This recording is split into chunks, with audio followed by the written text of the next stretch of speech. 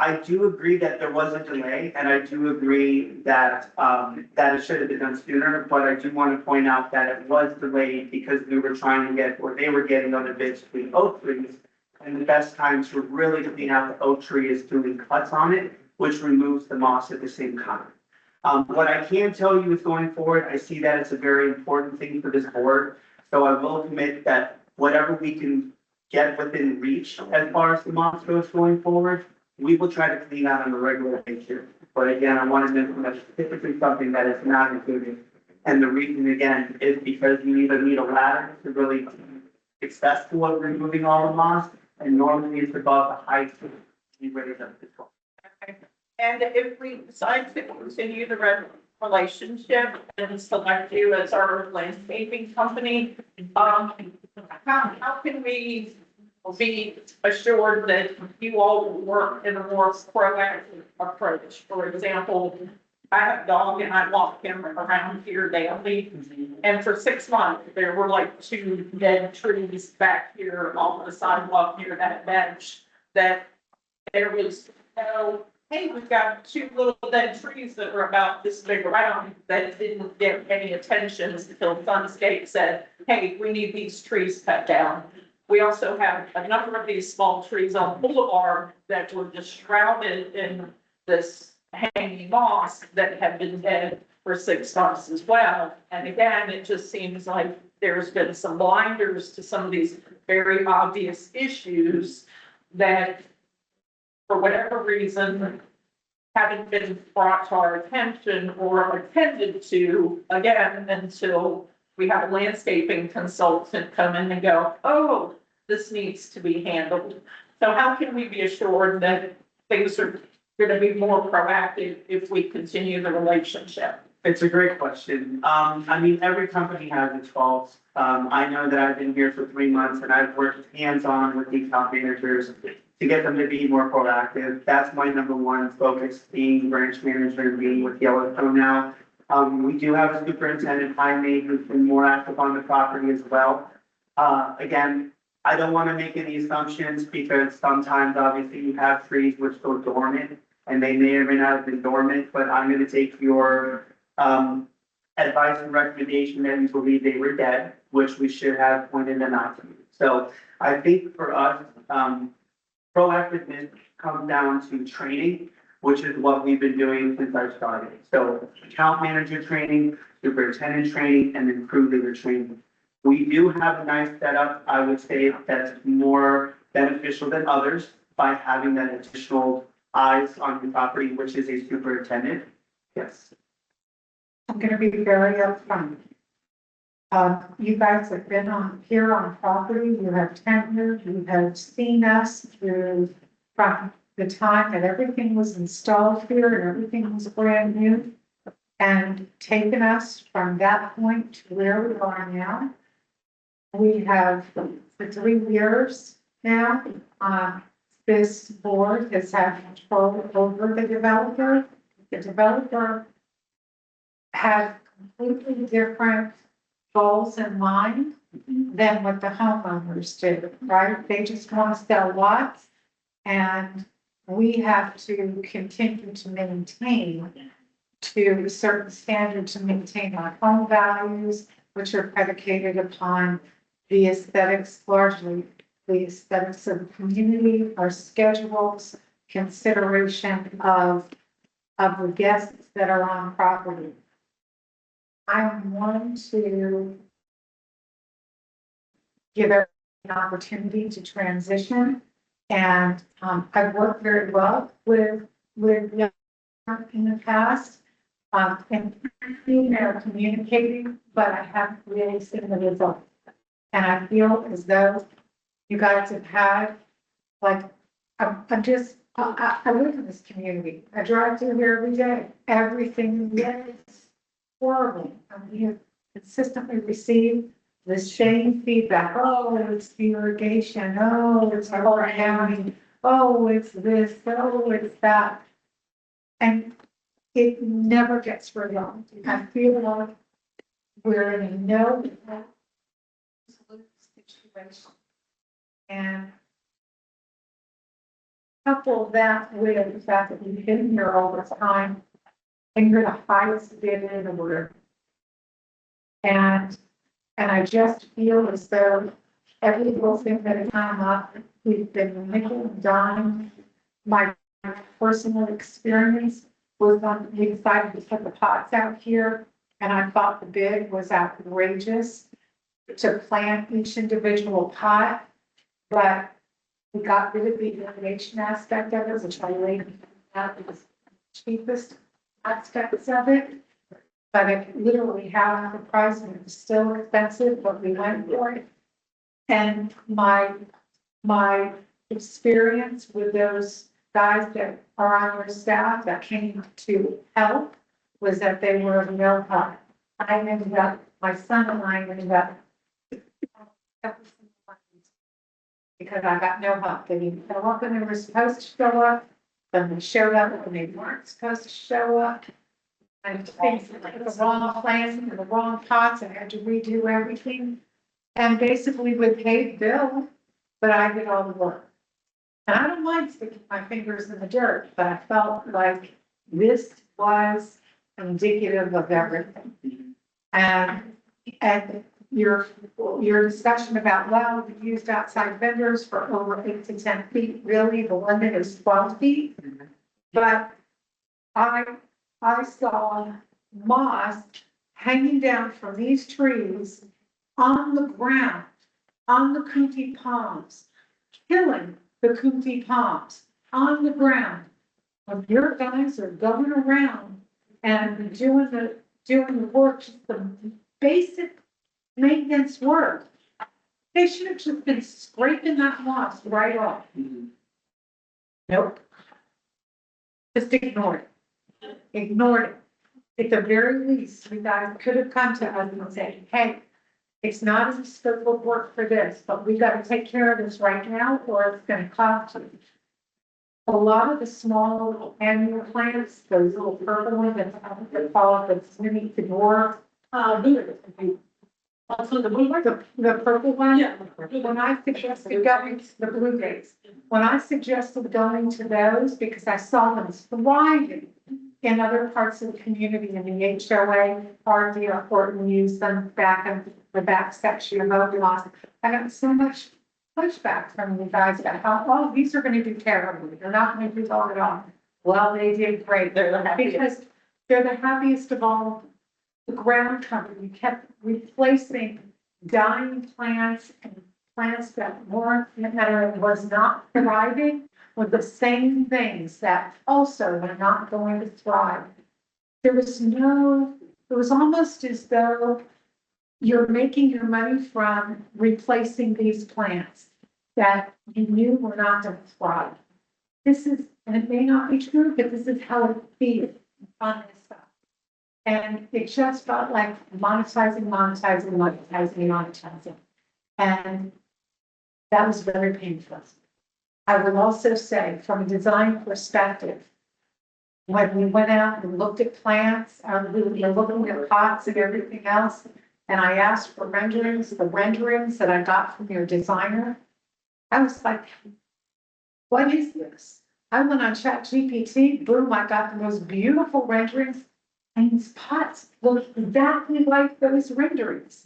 Exactly, using the same plant pattern that I suggested, but the renderings that I got from you guys were completely different. They looked horrible. So we went with mine. I'm sorry, I just you don't have my vote of confidence, and you have more opportunity than anybody else, and yet you're so much higher price-wise. We're gonna save, a lot of money by going with these other vendors. We gotta give somebody my opinion. It is the board's vote. It's the board's vote. It's on. Thank you for coming back. Do you guys have any thoughts to that? I mean, obviously, she's had some issues. She oversees landscaping, is a Yeah, person that we look to. We'd love to hear from you. actually, I have quite. I'm not gonna deny what happened in the past. That's fine. Okay, all I can do is go forward from when I got to this branch, seeing some of the issues that you've mentioned. Okay, we try to be very competitive on our pricing, both on enhancements and maintenance. We've done a lot of changes just within 3 months where we have an irrigation manager, we have an enhancement manager. I've talked to them about repricing them at a lower margin. These are all things that have been discussed. I've made a lot of changes that I think that maybe were at fault. And you do get tunnel vision after being on the property. I 100% agree with that. And you also get that being in a position. So when I was brought on, my commitment to your property and every property that I'm now in charge of is that we're gonna do better. We're gonna move forward. Everything you said is a legitimate concern, and that's why I hear that now, the NOS. We need to take care of that. It needs to be done, and we're gonna do that weekly. It's my fault. I don't take the blame on waiting to do the oak trees, because ideally we were gonna do it all at the same time, and unfortunately we weren't awarded that job. No excuse. We need to move forward and get better. We do know your property better than everybody else. We do know where we feel that you need to be, both monetary and first scope, and I have a lot of experience working with Mark. I actually known Mark from 20 years ago, back when I did Naples. I used to do waterside shops, $1 million Ritz-Carlton accounts, and I've taken that and I've taken what I've learned throughout the years and his expectations, and now I have that as branch. So I am gonna say, I would love to have the opportunity to show you until, as long as we have, we can stay with the contract, end the contract, whatever it is. And I'm also gonna say that changing in the middle of the summer, I think he mentioned it too, is a very difficult situation for any company because you're coming into a situation. Can I ask you a question? Yes, Were you here when we transitioned over to the Pine Star? no, Okay. I actually didn't arrive until the end of December, so I forward took the. So when we installed the Pine Straw, there was no tucking, it was kind of all thrown on there. You guys acknowledged that, said it really needs to be all tucked in and everything else. It took a long time to get any of it done. There was like a little section that we had to tuck it in, it was great. But the rest of it was just, it was still floating all over the place, and nobody ever did it. That's a known for a long time. And promised that we would tuck it in. I was just thinking, oh, geez, maybe this is just the nature of it, maybe this is a big mistake. But no, that wasn't it. And it just hasn't been tucked. This is the kind of thing that I'm talking about. Understood. Yeah, and that's Peter. I believe when I was here in February, though, we had started tightened up. We Time was started, but Definitely the level of Time go. the soil with the sidewalks, I mean, there's only so much we. So that's the kind of suggestion that we need, and that's the kind of guidance that we need. Now, with Mark, and it was not Mark that I walked around, but Jeff. When I walked around with Jeff and pointed that out, and I said, I think what we need, because we really like the pine straw, is half the price. It seems to be lasting a lot longer than we were told that it was gonna last, which is great. Again, big savings. But the idea is that around those borders, anywhere where the sidewalk is touching those borders, we need to have like a little border, of ground cover. It would have been nice if you guys, because we didn't have more time to say, hey, let's do some plantings, some perimeter plantings to hold that pine straw in. And that would have been a nice heads up from you guys. This is kind of, so. I'm just gonna say, again, those are the type of things that I've prepped. I know I've only been here 2 months, and it's a shame that I haven't been able to really show you a lot of behind the scenes stuff that we've done. The artificial turf that we put together, we've done a really nice rendering of that. The areas of replacing the sod, the concrete that we did, a lot of those are vendors that I brought in. So while I do stand behind our pricing, I think it's very accurate, especially because we just did it. I would like to make a recommendation that if we do have an opportunity to continue working with you, and we can show you that we've gotten better just with the little things that I've done. My personal opinion would be to take it back out of contract. If you're able to find someone at the $16,000, $20,000 or whatever it may be at a reduced price, then that would help lower our bid to get it probably more accurate to where it needs to be. and then just do it for service. The pricing that was provided is the only pricing that can be considered today. We cannot just, Yeah. we cannot consider any potential amendments to pricing in the future. I do have a question for you, or just another comment. I know, I do feel the concern and the determination on your part to correct the errors of the past. I do feel that. But I do want to point out that you guys ended up being the vendors who did the volleyball court from the very get-go. And I was the person who pushed for that same volleyball court, and I got a lot of pushback from the previous district manager about doing that. Nobody's gonna use it. Well, between that and the pickleball courts that they also pushed against are two of the most used amenities in our community. That's me asking if she can go use the volleyball. It's amazing, right? So, but you guys were I believe you were the only people that Vesta brought in to even consider that. And what we got was 4 inches of sand. And there was no landscaping material underneath it. And so within 2 weeks, it was filled with weeds. And the answer that I got from Vesta, which I can only assume came from you, was that, oh, we're just gonna spray it with herbicides. And all I could think of was, who is gonna face plant in sand and into Roundup? I was like, this is ridiculous. And as we got into the questions, yeah, there was no landscape material underneath it, only 4 inches of sand. I did the research and I found out that it requires 12 inches of sand. And then we have like this surround of, it may have been cactus. It's just like, what is going on here? Nobody is thinking about the end user. They're just thinking, cheapest way to get it done. And now we have this horrible looking bark surround. I saw a kid with the volleyball, chasing down the volleyball. He's barefoot, of course, going, ouch, ouch, ouch, ouch. Just to be fair, the box around was a previous board being us spent the money on the side. Well, To be- right, to be, but it wasn't, And I'm not previous board. So I think that one. That was the previous board. yeah, there should have been some discussion about that the sod wasn't even, it's shocking to me. So, And that's your job to say, no way can you use a bark cement. No way can you go 4 inches of sand. Why bother? No way can you do it without landscaping material and then say, oh, we're just gonna spray it with Roundup. really, really good comments. I just want to be respectful because we have another, 3 vendors. Let's focus on the RFP. Let's focus on what we got.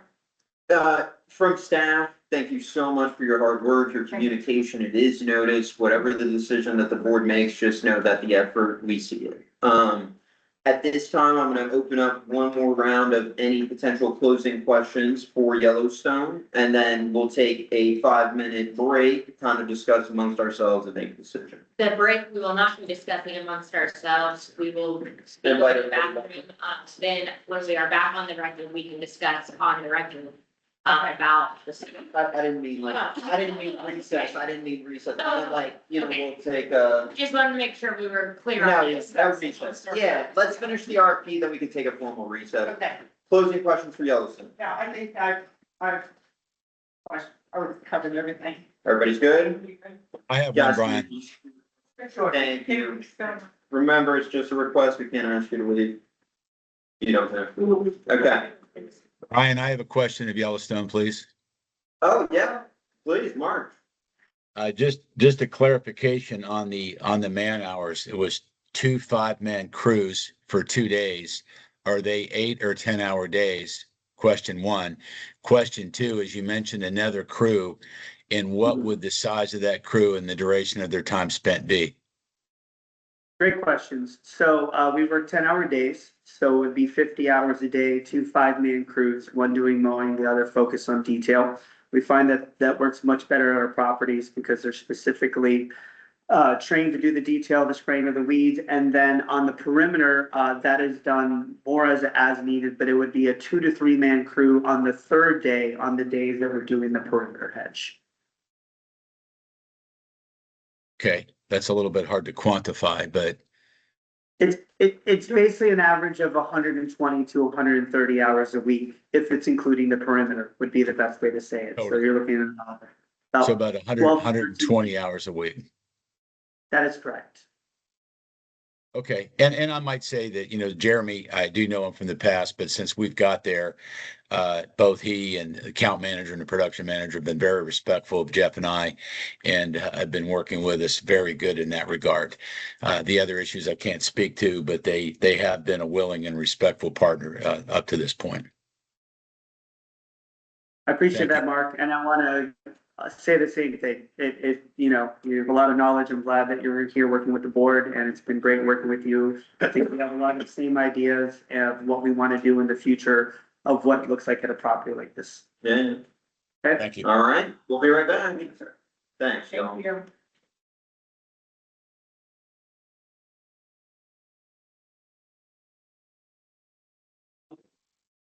Hold for phones. And we're in, okay.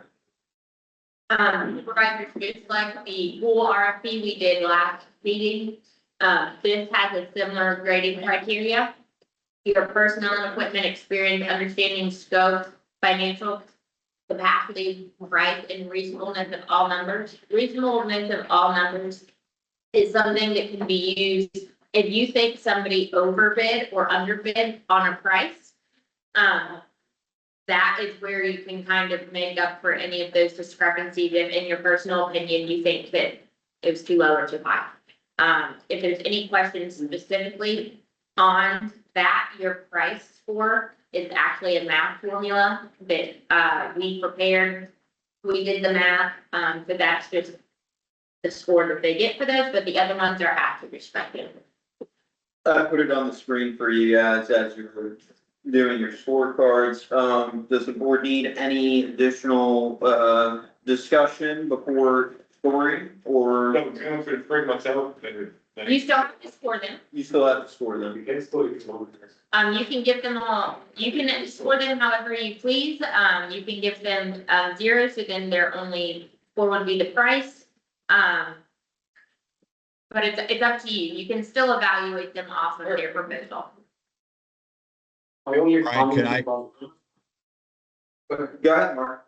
I just wanted to make a comment relative to the price that may or may not help the board, but I was just keeping score as the various contractors were giving us their roster. And as long as my math is correct, and I believe it is, it equated to Yellowstone being at $31.61 per hour, Prince & Sons being at $35 per hour, and Dora being at 22. So you can consider that for what it's worth, but I know most of the contractors claim to be paying, high teens, low 20s for labor cost, a loaded rate right now. But that's, from what they're telling us, that's what it's adding up to be. Just thought that might be helpful. What was the amount for Prince and Son? 35. 35. 35. That's fantastic. Thank you for doing Debbie, are both of these yours? No, one's, Sam's. Oh, okay, I great, has my name on it. great. Do you want our names on it or? Yes, Please, yes.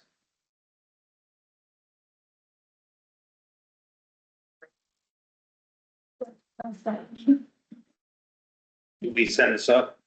Yep, just send it up the chain and we'll just,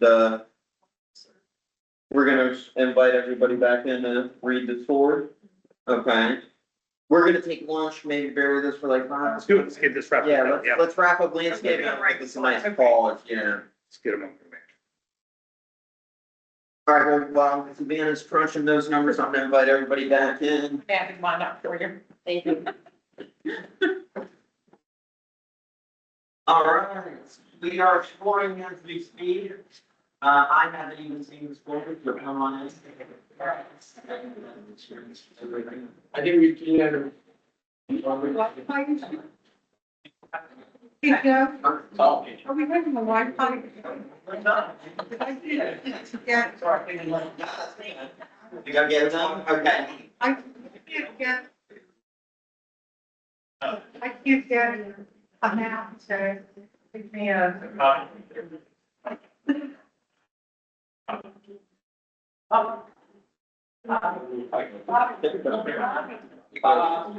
You're finding, Yeah, sure. So everyone still needs to fill out some type of forms. I'm almost done. No, I know, No rush, no rush, no rush. for the, student program, you get. What have we not doing? You have to spend work, you did. Oh, where's Bob's? Yeah, man. Got it.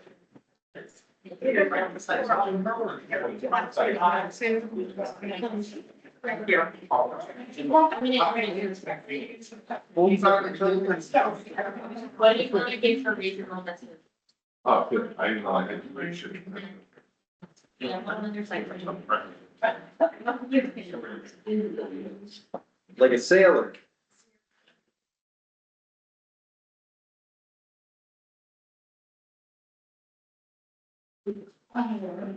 Yes.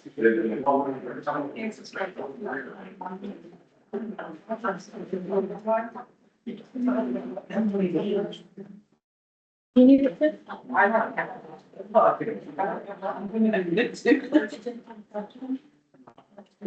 Thank you, Bobby. You got it.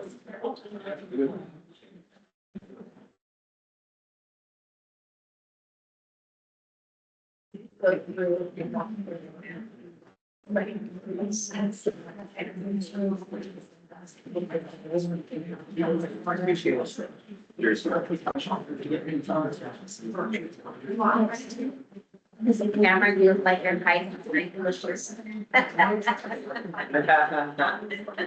Whoa. You're waiting for this to charge Yeah, up. you really do look like, biggest buddy. That's fine. Here we go. That's, Thank you. As I get Hey, me. Joe, I've been tempted to eat these eggs, but I don't think they're candy. You're not. No, I felt like I was gonna bite. I actually said to Naya earlier, those look like the malt eggs. I Yeah. picked them up. Yeah, yeah, exactly. John needs to put a note on there, still need to. It depends. You kidding? These are my favorite. What is it? Reese's. Yeah. Well, I'm very happy. You gotta have- It's like candy over there, but I'm looking at the whole season. Yeah. Well, pick me up. Pick me up. No. It's not in that.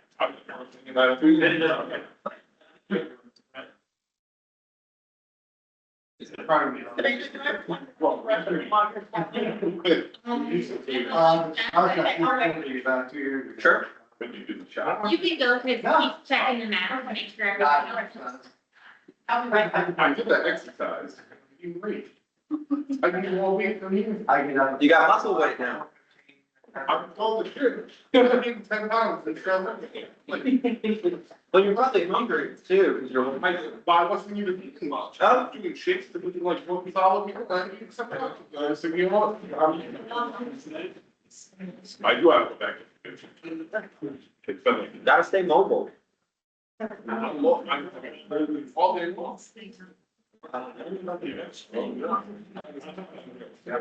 And I've been, you want to guys, that's like one trip and it's like, exciting. You probably walk 34 down steps a day. We did not. I wait for it. Yeah. I know, You're right now, we spoke some. I don't think it's wrong. So. Yeah. I'll go back some training. Yeah. I'll look for you for a motion to rearrange the agenda again. Okay. Okay? Of course.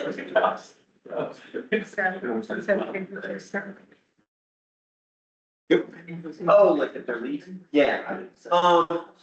Does anybody else have prior conflicts today? I do buy the schedule because I am thinking with everything on the agenda that it'd be feasible to leave.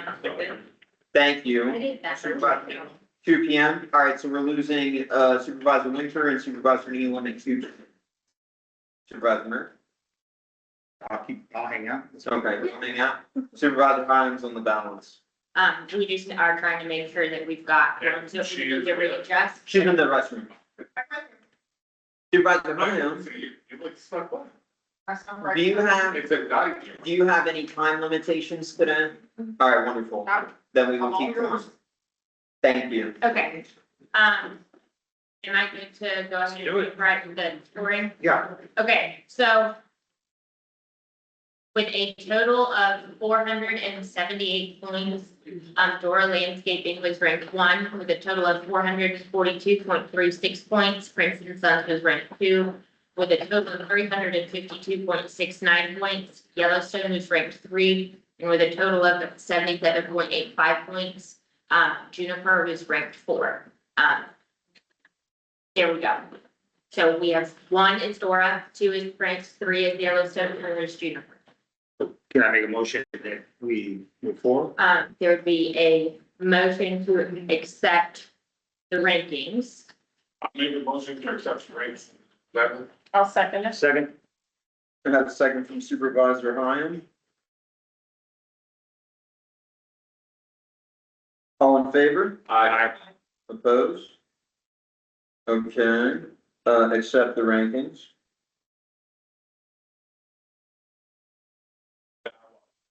Sure. Or no? So if we're accepting the rankings, then your number 1 bidder is Dora. So your next, it would be a motion to authorize staff to engage in contract negotiations with Dora. If for whatever reason those negotiations fail and we can't come to agreement with terms, it will be substantially the same agreement that was in the RFP package. There's a couple statutory changes that I have to make because stuff rescinded. But otherwise, we will enter into negotiations. If those fail, we would go to number 2 on the list, which would be Prince and Sons. If Prince and Sons, our negotiations fail there, we will go to number 3, which is Yellowstone. If for the third time negotiations fail, we go to number 4. So it'd be a motion to authorize staff to negotiate. I'd just like to make that motion. And I'll second that, please. All right. Motion from Supervisor Winker. And second from Supervisor Hines. All in favor? Aye. Opposed? Motion carries. Thank you. Thank you. Everybody, thank you so much for joining us. Thank you so much. Appreciate it. Thank you. Hey. Yeah. Oh, wait. You got it. Thank you.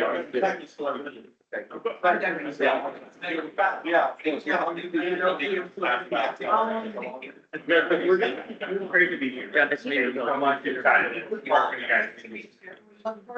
Yes, ma'am. Me too. Yeah. Thank you. No.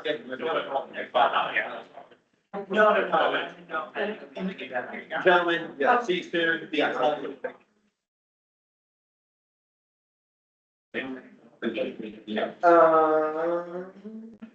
Great question. I should be able to text you the following information. Adjourn consent for lunch. Yes, that's fine. We'll take a recess.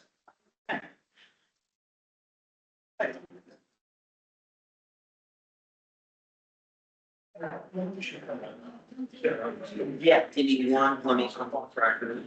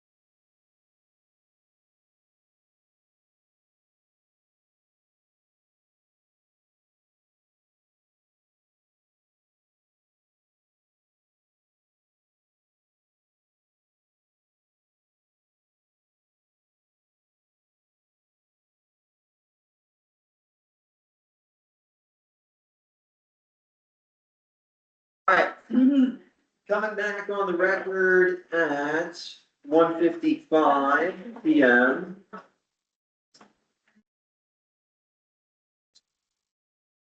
Supervisor Winker, do I have a motion from you to rearrange the agenda to move up turf bids and investments discussion? Yeah. All right. Second from Supervisor Boissard, all in favor? All right.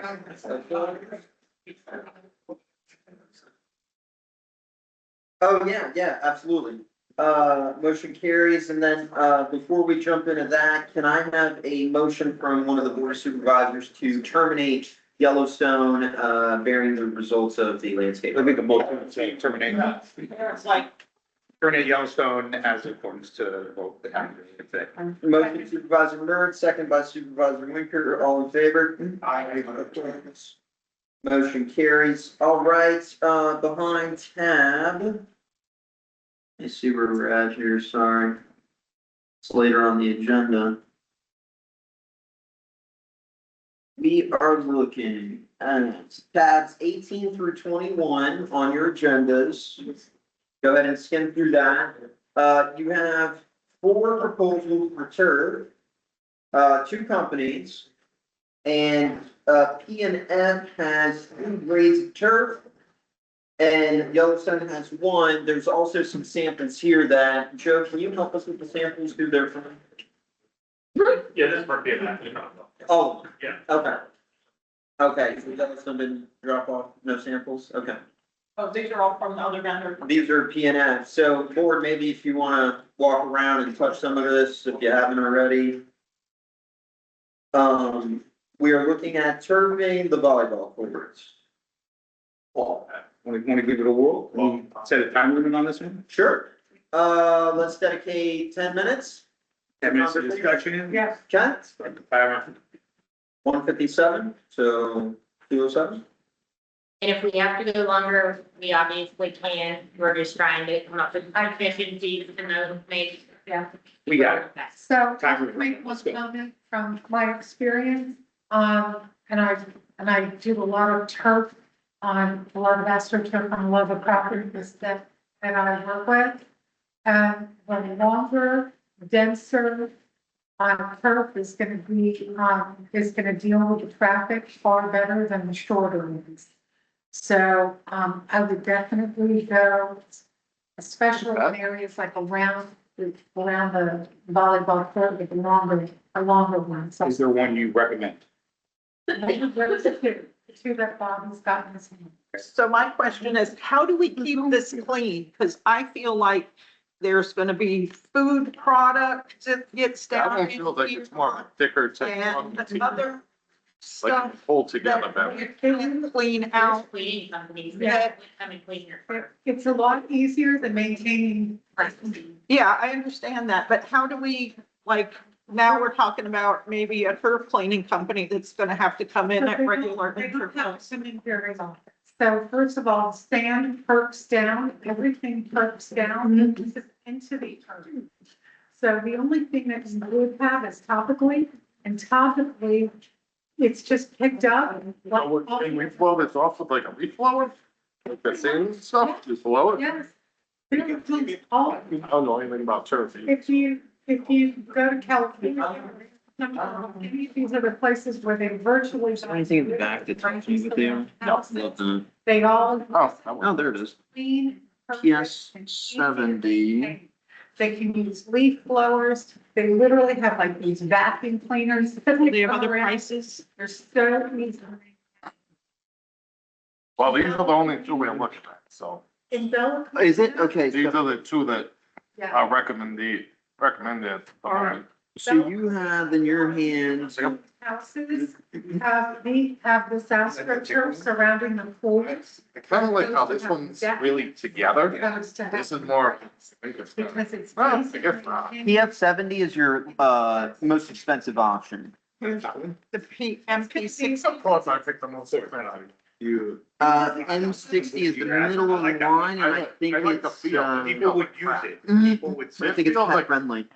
A carpet. Pet, okay, It feels this like one's it's made pet from friendly. China. What about, does this one indicate that it's pet Yeah. friendly? No, this one is not, it does not. It's not durable. This one, MP 60, according to the quote, is designated as pet friendly. But this is not a pet owner. But If there's gonna be in a animals, dog park, I'd say yes. but people's dogs, trust me, there will be animals. Yeah, we keep We're animals not- off this. We're not about This is it. like- Yeah, it's about what's I see the soft expensive one, Bob. and what it's going to, what is gonna be most durable. I don't want people tracking all over it and wearing it out. The longer ones. when What's a people- life expectancy? I feel like there was like 7 to 10 It's on years. here.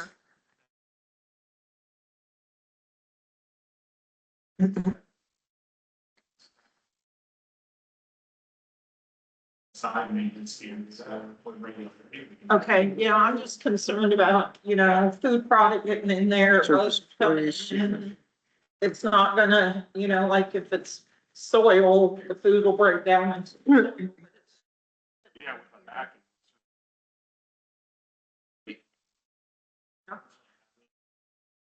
I had 2 properties and my dogs were running all over it for many years. It stays cooler. That's a big one when you're putting feed on feed. Okay. Also important to know that when we come back and do bocce is gonna be leveled up to it, but it's gonna be the, they're probably gonna do this. Like the flat one. Yeah, they're gonna go flat, so you're gonna have 2 different types of turf over there. You're just looking at what's your general comfort turf. So is this what we're looking at, just the turf, or does this include the 2 games? This just a turf, just turf. Okay. And then we have fencing. So, So, city's turf have the UV, coating. That's a question. we would have to ask the vendor, follow up, I don't see it in This is the, their descriptions. I mean, There's a QR code on the back. We just did 5 minutes, 5 minutes down. out of 10, Yeah. okay. I'm great. I want this expensive one like mine. What happened? I like the expensive one. I kind of like the carpet of it. It says it's 100% recycled, triple performance drainage, made in the USA. Yeah. We're gonna go and Drains over 1,000 inches per hour, quality trash can. Turf is cut smaller, processing parts properly. But if I mean, their website looks pretty impressive. If you click on this little QR code there. Ah, lots of different. listen, that's. This is the only company that has a QR code. The other ones don't even have any information on it. They just, and I mean, this thing is like a piece of crap. This has got, the sun's gonna hit this and cook it. So, are some of these from China?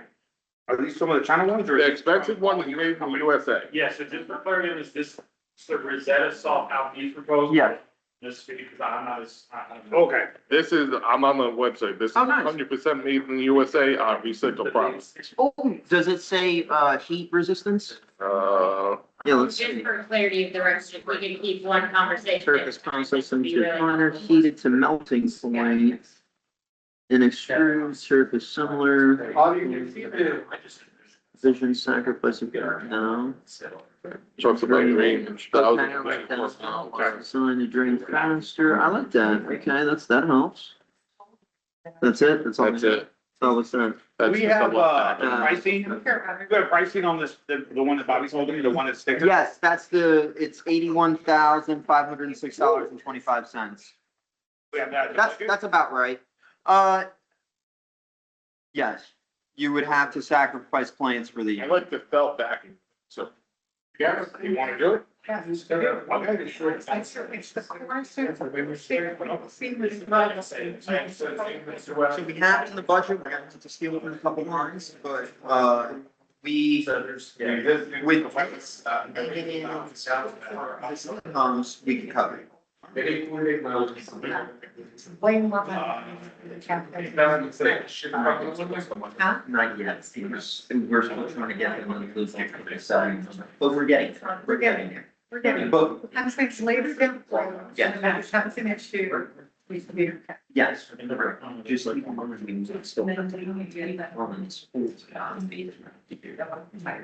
But we're. Oh, yeah.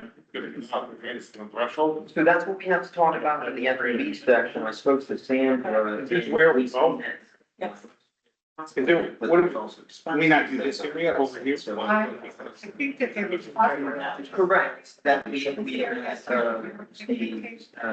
know, they there. no, so. Do the rest out here. I think people would put out blankets and hang out. That's. So it was Maybe we'll see this out here. for this area. Oh, yeah. But professional, trying to agree. Professional grading. We're there. Like, and maybe Very small. stadium, like, yeah. Like, one job, teachers, or, you know, people could see, but we're there watching. That's why. That's why, especially for. They need 7 o'clock. We need to worry about, right? We have. We have to hear it 7 o'clock. Well, we don't need this one. How is this coming out from Coming that? up with it, because we're here, yes. Do that all, I mean, you wouldn't just in the middle, so you just. Well, I think there's already something going on there. And I think there's something going on. I would combine get rid of this. Well, not us, but in terms of. Now we have to start. I believe that. But we have 5. Because it's, yeah, it's I don't think. If they're gonna be, if we can security extending this. I was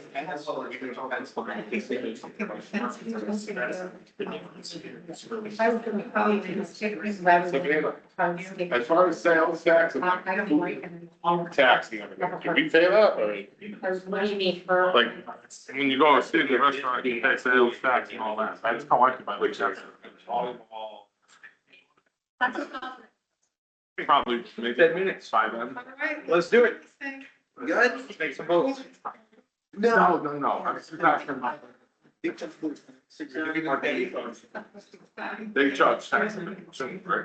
Yeah, I just, I We have to understand, so if it's about that going to our account, when we're fair. Correct. It's there. We could put. We're collecting all profits, I get it from that. So it's. And then we have to I sell think tax. kids got blankets, I think kids are.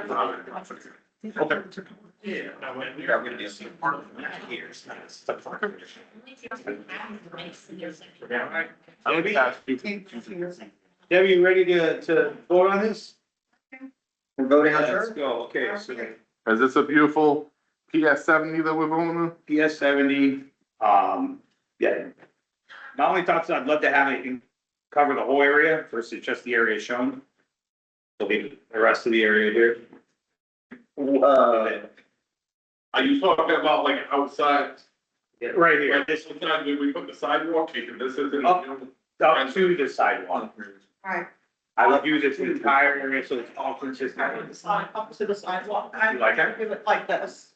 I think if we go to the sidewalk, we're gonna run into grading issues and everything else. I think we're better off keeping it within the scope that we have it now. This isn't accurate to the scope, by the way. It's just a- So the mulch bed right now would all be turf, that's what you're Yeah. considering. Okay. I think we're better off keeping it inside that. Well, that- Did the stop measuring? So yes. It's just, In the fence space. what was it? So there'll be a fence there that runs all There's the gonna way. be a fence, so we'll turf So they- inside the fence perimeter. So we just have a random pocket here of dead grass next to our beautiful. There, Well, we've done a landscape company that's gonna have to up and come and get that looking good. okay. May I Sure. suggest that we run with what we've got right now? If we wanted to amend and add to it next month, we can talk about that. Yep. We need to get further public comments. Let's just get this dog Okay, off the leash. look at the motions. All right, I'd like to make a motion to accept the turf, the highest grade turf that we have because of its longevity. It's made in the US, some recyclable materials. It's easy to maintain. It's far, we don't have to worry about irrigation. There's going to be a big long-term savings on irrigation, on all kinds of fertilization and maintenance. And it's it is the first thing that people see when they come up to check into this community. It's gonna make the biggest difference. And it's what should have been here in the first place. So I make a motion to go with that. Have balance. Do I have a second? I'll make a second, but I do want a minor modification of the games that are gonna be installed in there, which will affect the turf price. That's what you're saying.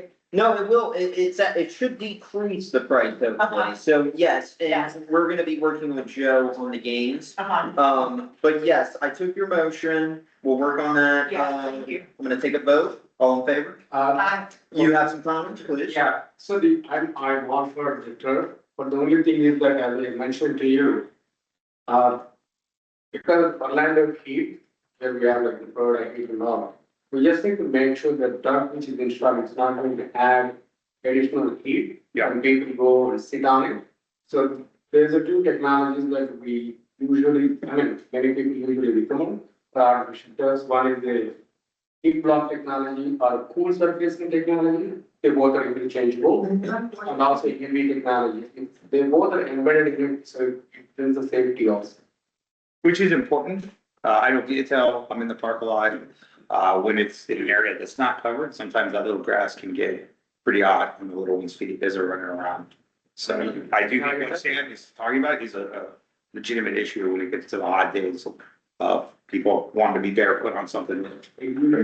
So, I'll make a comment on that. Or real quick, Sam, can you But it usually 18 to 20%. 18 to 20%? Yes, the heat. Okay.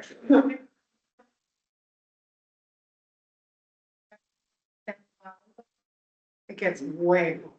So if somebody's out there playing sand volleyball, either they've got some sort of footwear on in the hottest of months, in which case that's not gonna make a difference. Or if they're out there and they're barefoot, this is gonna probably be a lot cooler than that white hot sand. So I don't think that, Maybe up, maybe a one sign up there or something, if that's the case. It does say on Google. Yeah,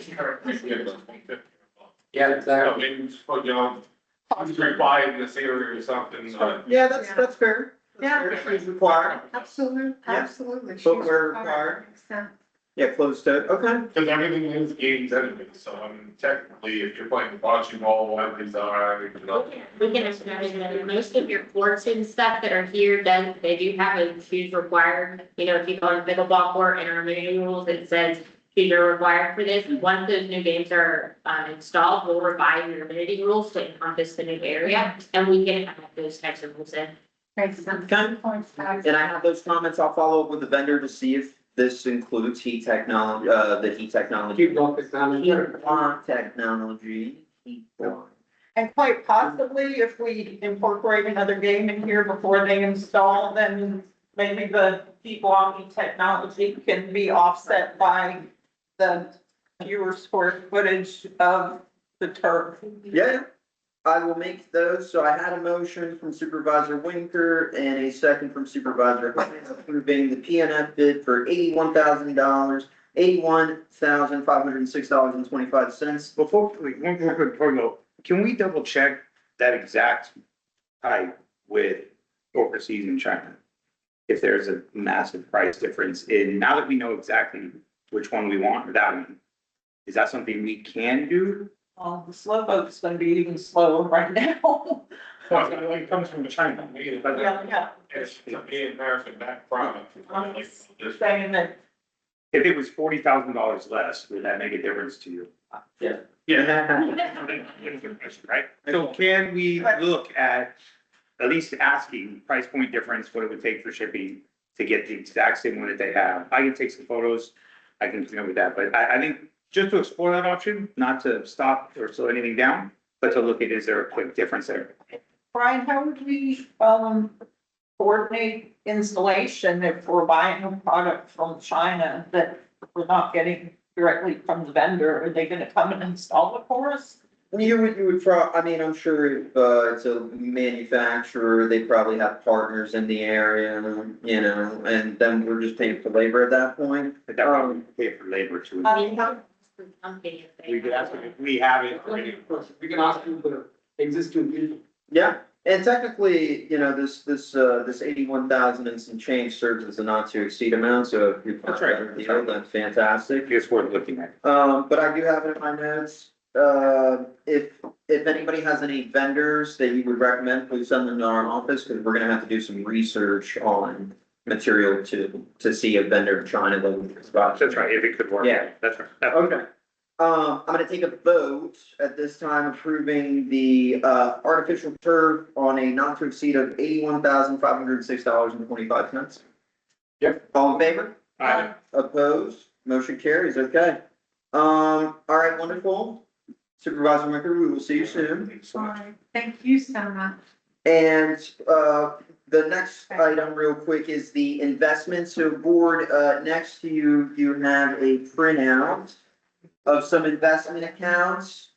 These are not accurate, to date. They're just ballparks that get, oh, you got it. Okay. So, Supervisor Nealon and I have been reviewing our funding and our surplus and basically seeing if there's any opportunities that we can capitalize in terms of passive income, additional income. So, this is as of, February's financials. We had a, total of $2,598,000 in your general fund. You had a, total amount of $1,477,000 in your reserves, and you had an additional $440,000 in the merchant account. Now, when you're reviewing these, investment options, please take to note, we are not, financial advisors. I cannot make any financial recommendations to the board. This is simply to entertain. If you would like to invest into, for instance, the intergovernmental investment pool, at the time, they were receiving. Bear with me. Looks like it was at a 4% interest rate. I do know that this has gone down. I think it's somewhere at 3.4. And then, the Valley Market account that many of our clients currently are invested in had a 3.55, which I think is currently still on trend. But what you're entertaining is, let's say you dedicated $1 million of your surplus scattered around to, diversifying an investment portfolio. You could potentially make anywhere from 80,000 to 150,000 a year, on some interest. Some earnings. Did you work on this, Sam? Yeah, What's your recommendation? Which one do you like? I prefer the intergovernmental investment pool. The reason is purely backed by the government, and most of the CDDs, and also the governmental agencies, they keep their money in that pool. And the board manages that pool is basically assigned by the government itself, so we have a lot of security aspects embedded on it. Okay. Number two is, you don't have a minimum, but you need to keep like $1 is enough.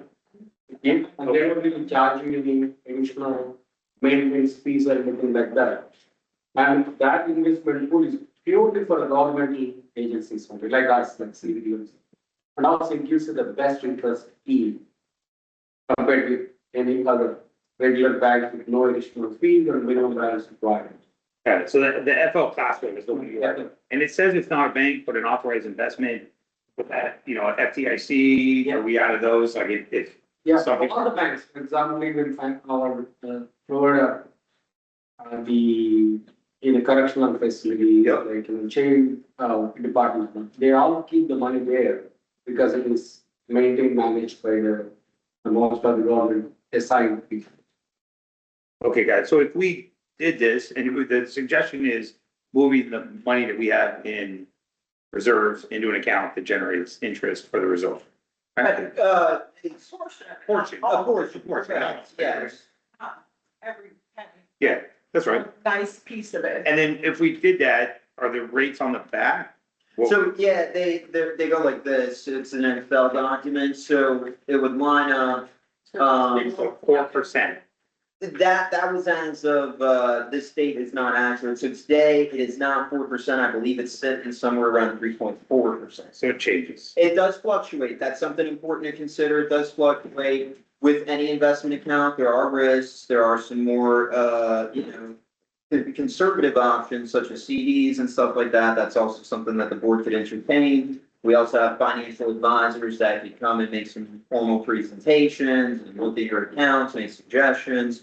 This is really to get the ball started, and Supervisor Nealon, did review all this and had some recommendations to the board. The FL class is one of the most commonly used for our districts. It's, you essentially create an operating account that you will fund your general fund every, so often to make sure that you're paying the bills. But everything else that stays in that account is earning a percentage. Got it. And it's 4% a year, right? Correct.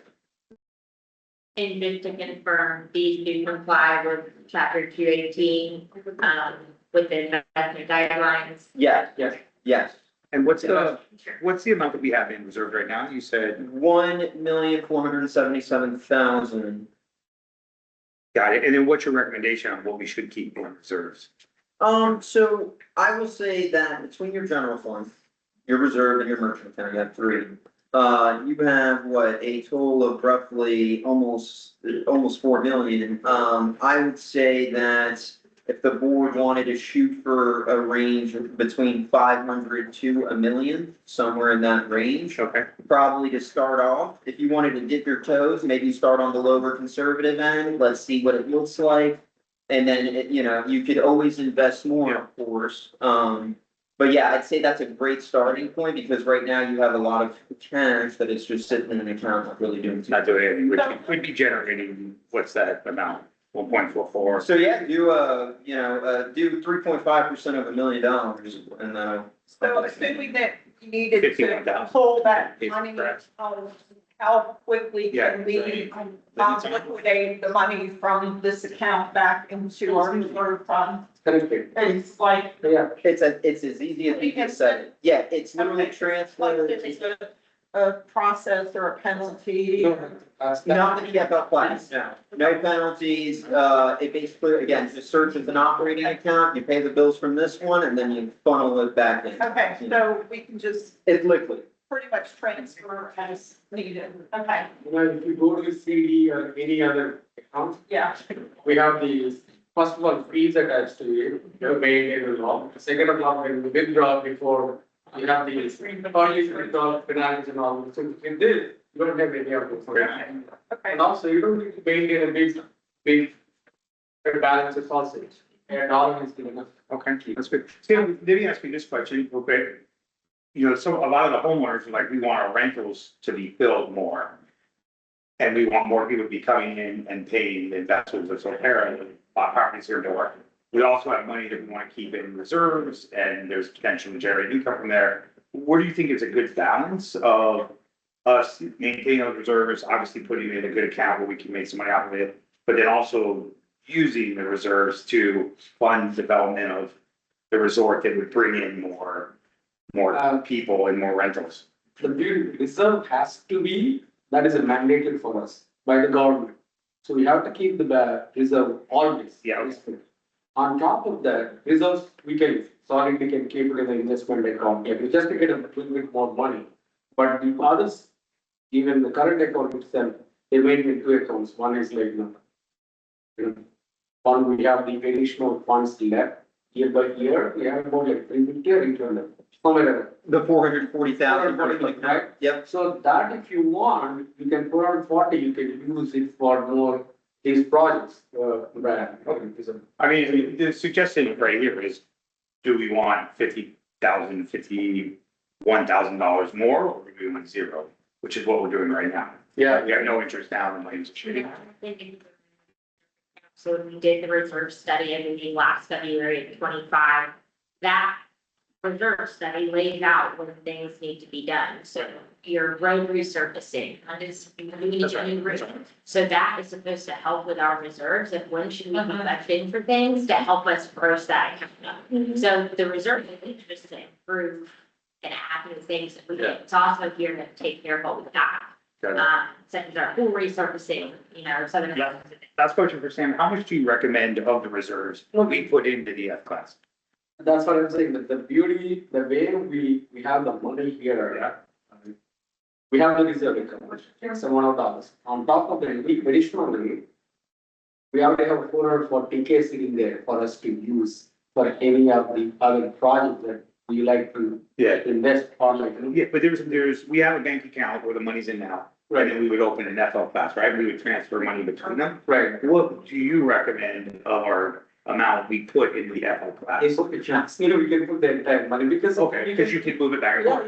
you can move back and forth without it, but also the long, everyday yield introduces the yields for us. We're not doing anything. Yeah. We're just launching the money there. It's giving us that interest rate, very minimal interest rate every day. So without we doing anything at all. So that's a beauty. I'm not saying, you get the gold star for today. Yeah. Great. What's the minimum that we need to have in our reserve account? You say 500. So your recommendation, I think, was, I'm gonna, up park it. I think it was 340,000. I think it was 318, but I think 340 in your current operating account. So let's say you have 1,477,000. Yeah, I'm talking about that. Let's say For, you leave the 477 where it currently lies, and let's say you, move $1 million.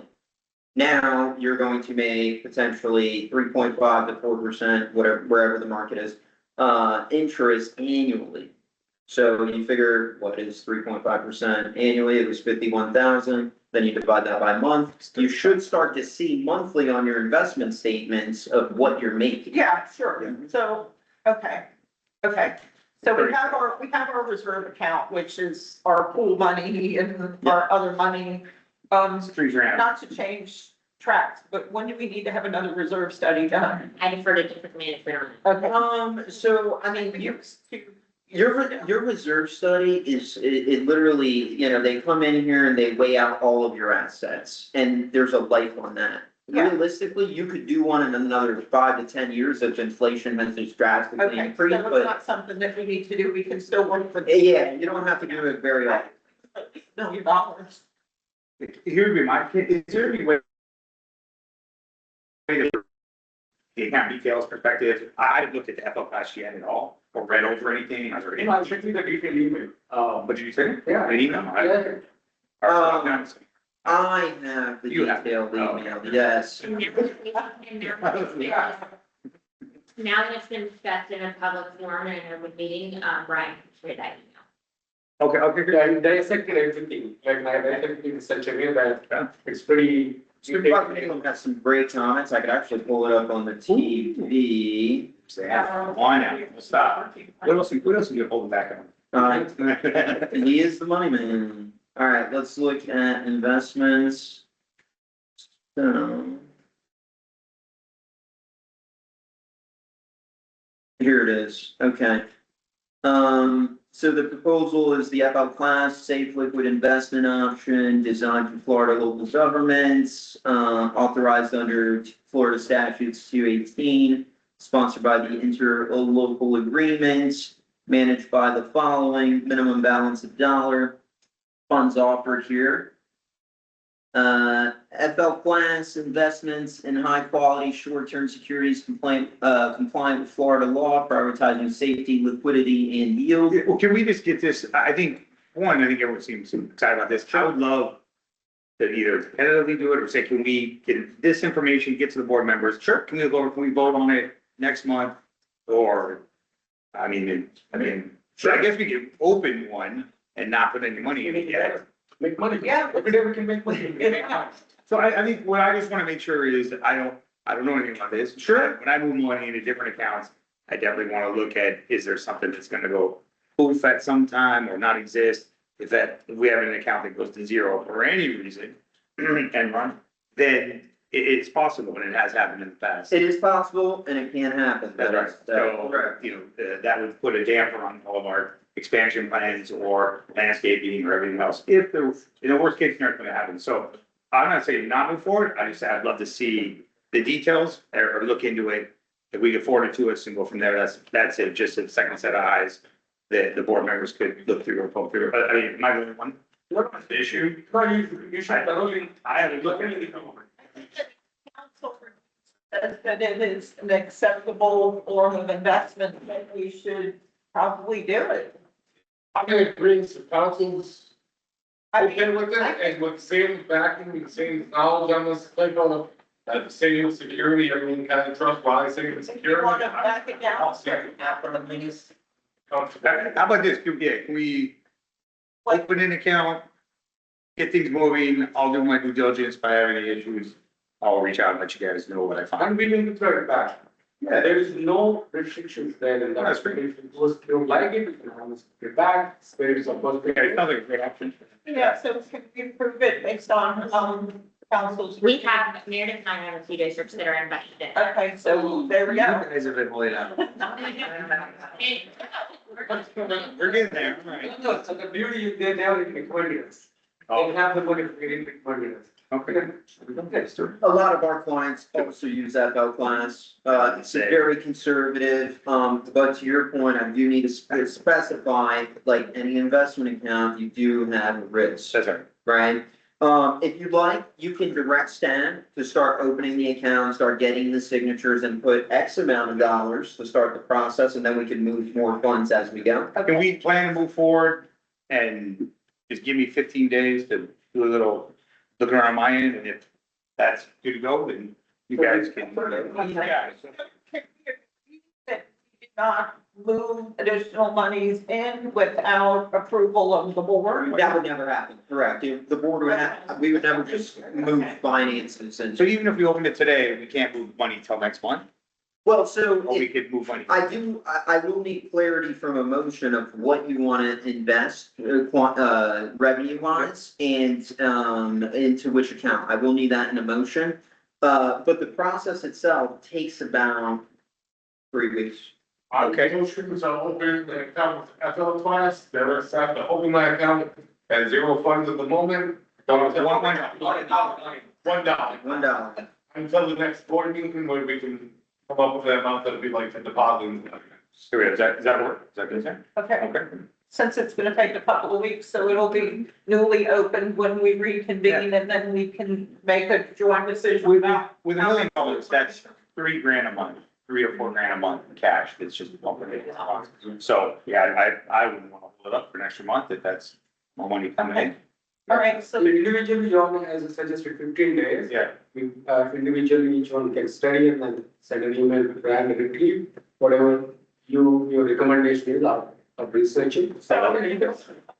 like a resource or something that can be sent to all of us to help us learn more. Well, I mean, we can go look it up. I sent Supervisor Nealon's research Okay. to all of your emails, so take a look at that.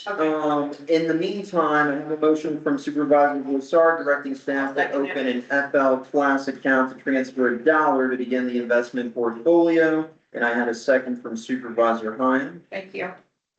All in favor? I Opposed? Motion carries. would just hope, can we announce how much revenue was earned each meeting? And we just take like a couple seconds to do a little dance and thank Sam for coming for this. Yeah. Great, it's fantastic. No. Great idea. Supervisor Nealon, seriously, thank you for Yeah. the involvement, the dedication. Looking forward to starting to make some passive income. Okay, very good. I have what I need. Next month, we'll talk about how much funds we want to put in. Okay? All right. Supervisor Nealon, you are free to go. Let's go. Thanks, man. Okay, Can you wait 1 second, Sam, so I can get back? Okay. All right, so coming back to your regular scheduled agenda, we are now at F&B operation and updates. We need Greg. Greg. You got. No, I know. You know what it is. I'm just gonna, okay. Do we want to rearrange the agenda because Greg's hourly rate? Sure. Let's stay every time, we're gonna see. Let's get them done. All right, let's jump into district engineer. Give me 1 second. Let me Get that guy at the front. take a motion to rearrange agenda. I'll make a motion to arrange the agenda Supervisor Hein. for engineer, Okay, so we can tell him yes. the second from Supervisor Murray. Yep, second. Murray, all in favor? All right. Opposed, motion carries, okay. rearrange Just trying to be physically responsible. district engineer before Yeah. F and B. And after. After, Yeah, you keep making it. we'll keep spending and talk about the. Alright, let's do it. Greg, you got some, speed humps for us to review? Engineering. Okay. He's like, Greg, The new. Greg Woodcock, are you with us? Oh, Greg walked off. well,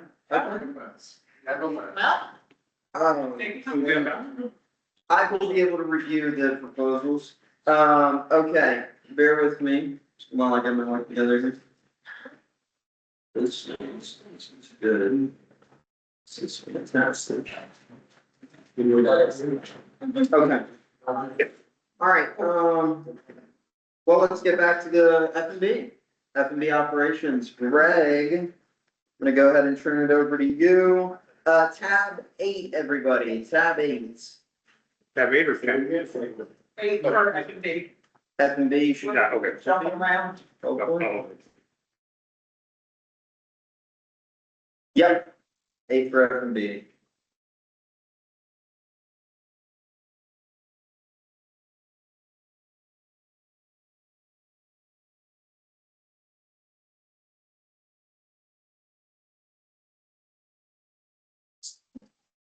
Thank you. Thank you so much. The financial one. That is a, Thank you, yeah, that's right. We go through J grade, yeah.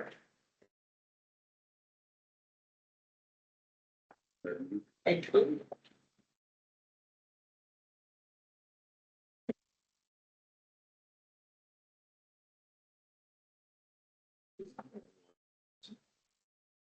Yeah, because we won't have March until the 11th of this Yeah, year. oh, this is February. So this is the first full month This is the first full month, yeah. audited. February, we generated, $75,440.93 in net sales. We processed $97,791.04 in total sales. And that's including the gratuities, tax and tips. We completed, 3,325 orders and sold 8,250 items in that month. Now, most of our business is coming from Fridays and Saturdays during lunch. We still remain our food, liquor, and non-alcoholic beverages remain the top sellers. We growed our loyalty program up to 293 people. To date, now we have 350. That's our loyalty members, yeah. Expenses for the month of February was $47,503.69, and that's including labor. And that's pretty much it. Our biggest, leading products were wings, burgers, pizzas, tenders, ices, and smoothies. Icing would be number 1 in the tenders.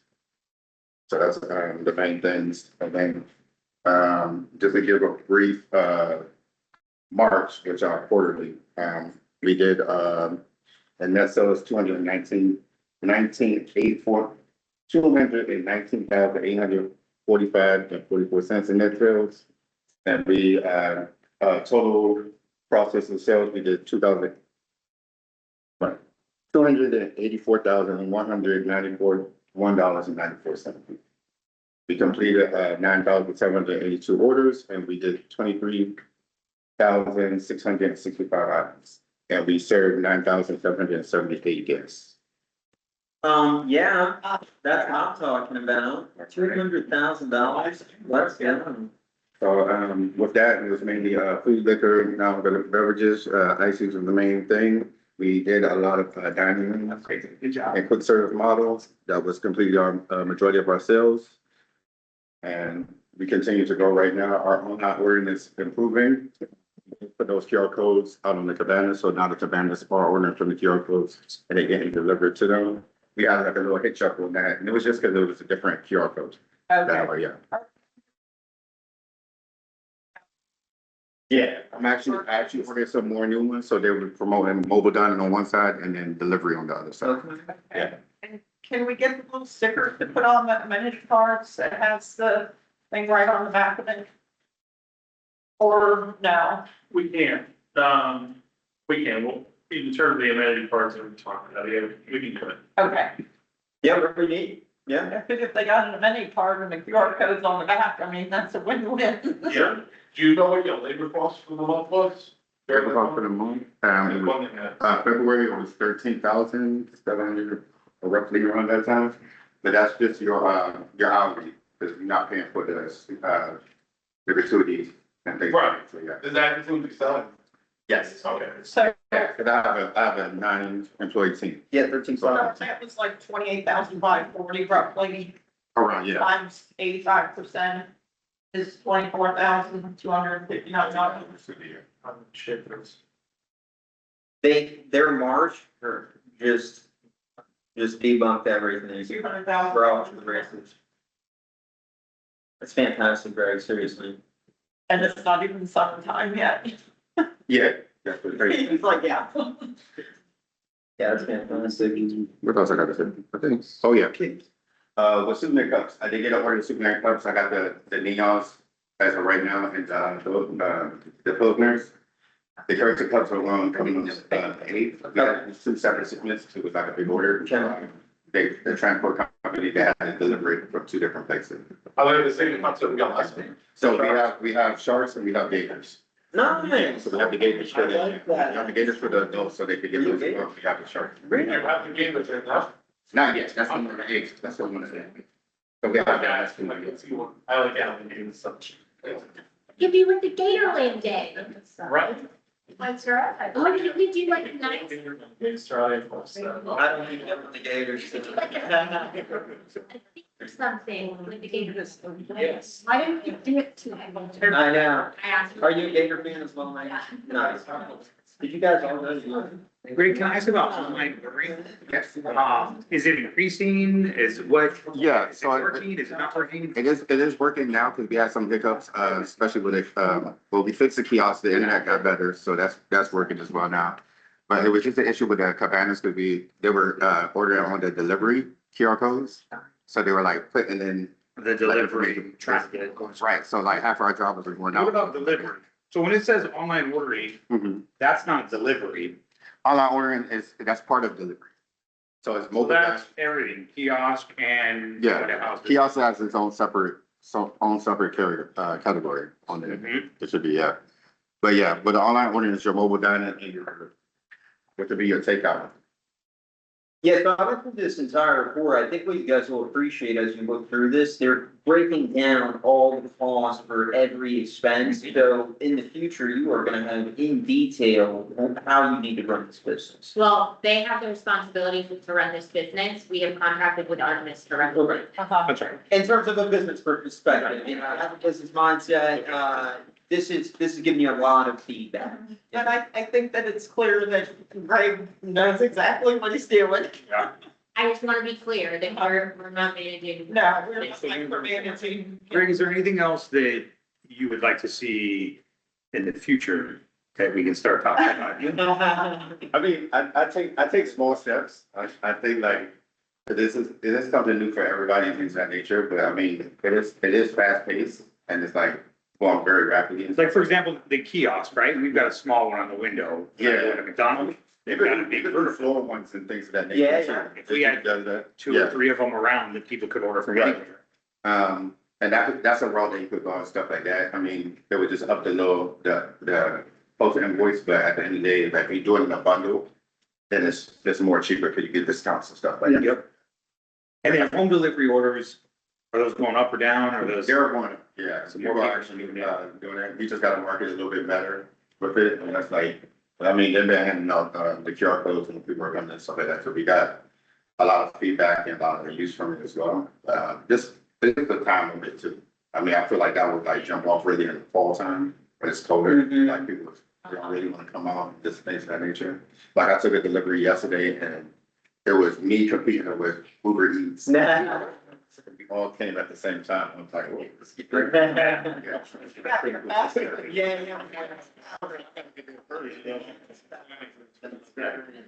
Yeah. I see all these people dropping food. I'm like, what's going on here? Get out of my territory, see some. Yeah, we had a big operation. Everybody. So Greg, a couple of feedbacks that I've heard over the last probably week or so is, guests from the UK, and I know how you feel about this, but I'm just gonna say it. No. Don't like ordering without knowing how much things cost, because a Right. couple of homeowners have gotten some, I'll say neutral feedback from some of their guests Yeah. about not knowing how much things cost. Right. And I know you don't want to publish them on the menu because prices change due to market Yeah, conditions. I can tell you now, I haven't changed the prices since we opened. Okay, I mean, my team knows exactly what everything costs after gratuity, so they didn't tell the people like, oh, it's $18.95 or things of that nature, stuff Yeah. like that. The reason you don't want to go that route is just because you have to keep changing stuff and things of that nature, but I mean, and my response was, well, if they order on the kiosk or online, the prices are there. yeah, the prices are there, to a T, yeah. So I just thought I'd throw that out there, and I know we talked about doing iced coffees. Yeah, I have a Cafe Tango coming next week, and they're gonna, bring in an iced coffee machine. Okay, So, so as the weather gets warmer, Yeah, I think that there's probably a lot of particularly young females that Right. would love to have their. yeah, I've been hearing about the coffee, and I just wanted to make it easier for everybody, 'cause like with frozen coffee is way easier, because the cleaning process of it and then the maintaining it. And you wanna work with like a vendor that actually like, they take responsibility of like maintaining the machine and things like that. Sure. And you could do like a 50-50, like if we take 50, things of that nature. With this one, they give you a free machine, which they maintenance the thing, you just pay for the product.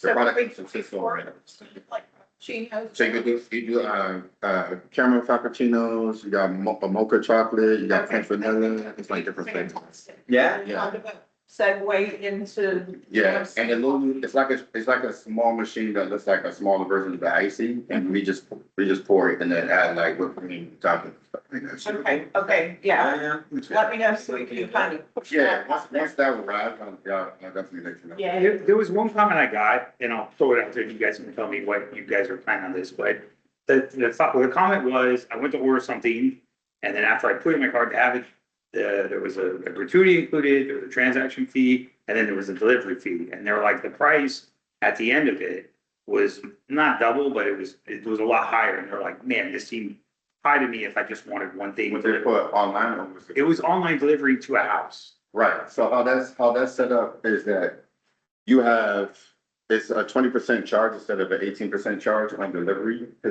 that 2% goes to gas for the golf cart. Now, if we had scratch delivery, we went Uber Eats way or whatever like that, I have to give them 30%. Because if you give it to Uber Eats, yeah, I don't think we want to do Uber Eats. I think the question was, they were like, I could just go to Uber Eats, or I could order from some, like, the fees that they were seeing from us, to them seemed higher than Uber Eats, and they're like, you're right Is here. there minimum delivery? It's a $25. Okay, so is there extra charge if it's below the minimum? They won't even let Won't you. even take the Yeah. order. So it really should have just been, Brian, it should have just been the standard 18% gratuity plus a 2% delivery. So surcharge. it might have been, they were just saying, they're like, man, there's a bunch of fees. I guess when I heard that, the homeowners paid for the CDD, the homeowners paid for the food, the homeowners have paid for the company that brought us the golf cart, and now the homeowners have to pay to get it delivered. So they can put in their discount code when they place their order. Right, Nice. To get That would take off 20% so then you discount. would get the free delivery. That would take off the 20%. So For basically, only homeowners. For only homeowners. Yeah, I think there's definitely a separation. I don't mind charging for tours like that. I think for homeowners, they were like, yeah, I'll just go. In that conversation, they were like, I would just do Uber Eats. I get it from anywhere I want. Why would I go here? And I was like, for me, that felt like a bad thing of heading down not a negative review, but we're losing a customer Right. that should love us and be like, I love ordering from here because it gets here sooner. And that's just price. But when I heard it, it just made me stop and be like, I don't do much with pricing But, all yeah, over. but that's something like how Debbie said, like if they use their homeowner's discount, then that will void out the whole situation of that transaction that was on there. Yeah, 20% that you would knock off, so that you can, yeah. Got it, okay. You know, and I brought. But that's not- that the chat multiple times. Some people have asked and I Yeah. shared it. Can we reinforce that in the newsletter? Yeah, the newsletter, maybe. When it comes out?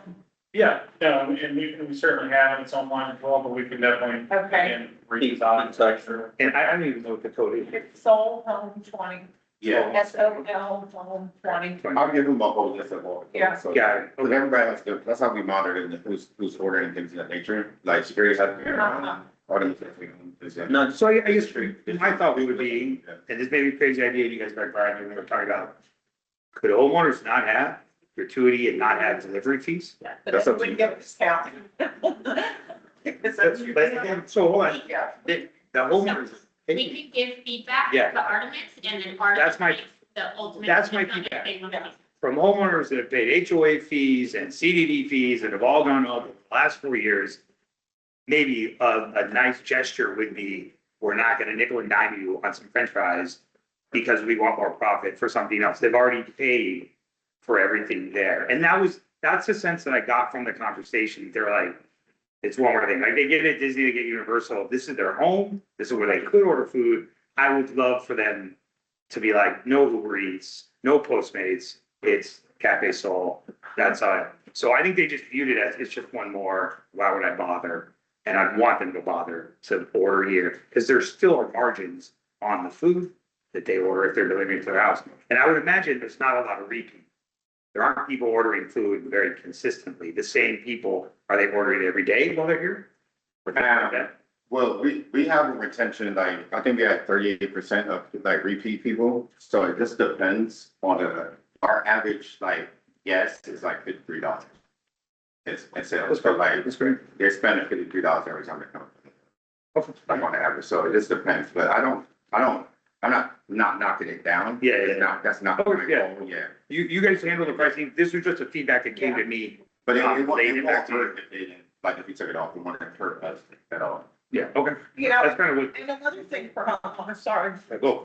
is, you know, if every homeowner registers in the loyalty program, then you can get your, you know, birthday reward and your frequent buyer reward, like I just hit my first reward and I don't even spend a lot of money out here, honestly. So like the homeowners really can benefit from piggybacking That that could be discount and the toast rewards if, you know, they're actually doing things, you know, the right way. So you have loyalty here, 293 people that are in the loyalty program. That could be anyone. That could be someone that came in the pool twice.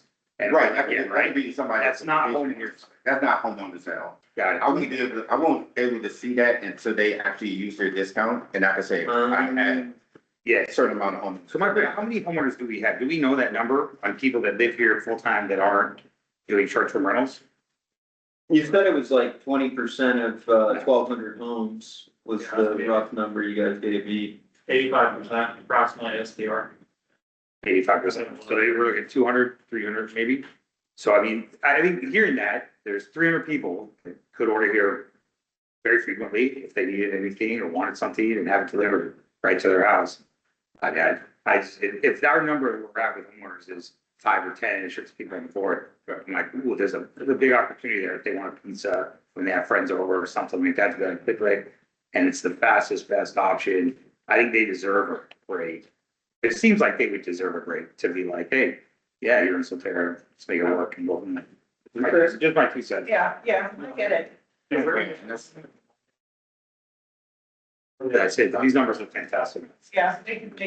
And we have Sam going, Greg going, these numbers are fun. These are really, yeah. Yeah. That's a big thing. Any other questions for Greg? That's great job.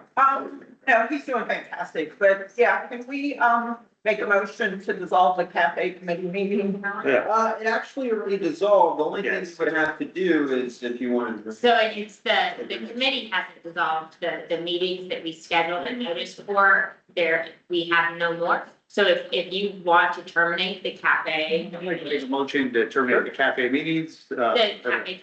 cafe committee that was overseeing it, and we'll let them get back. Yeah, and I'll second it Do it because the next purpose of the meeting has expired and, That was it?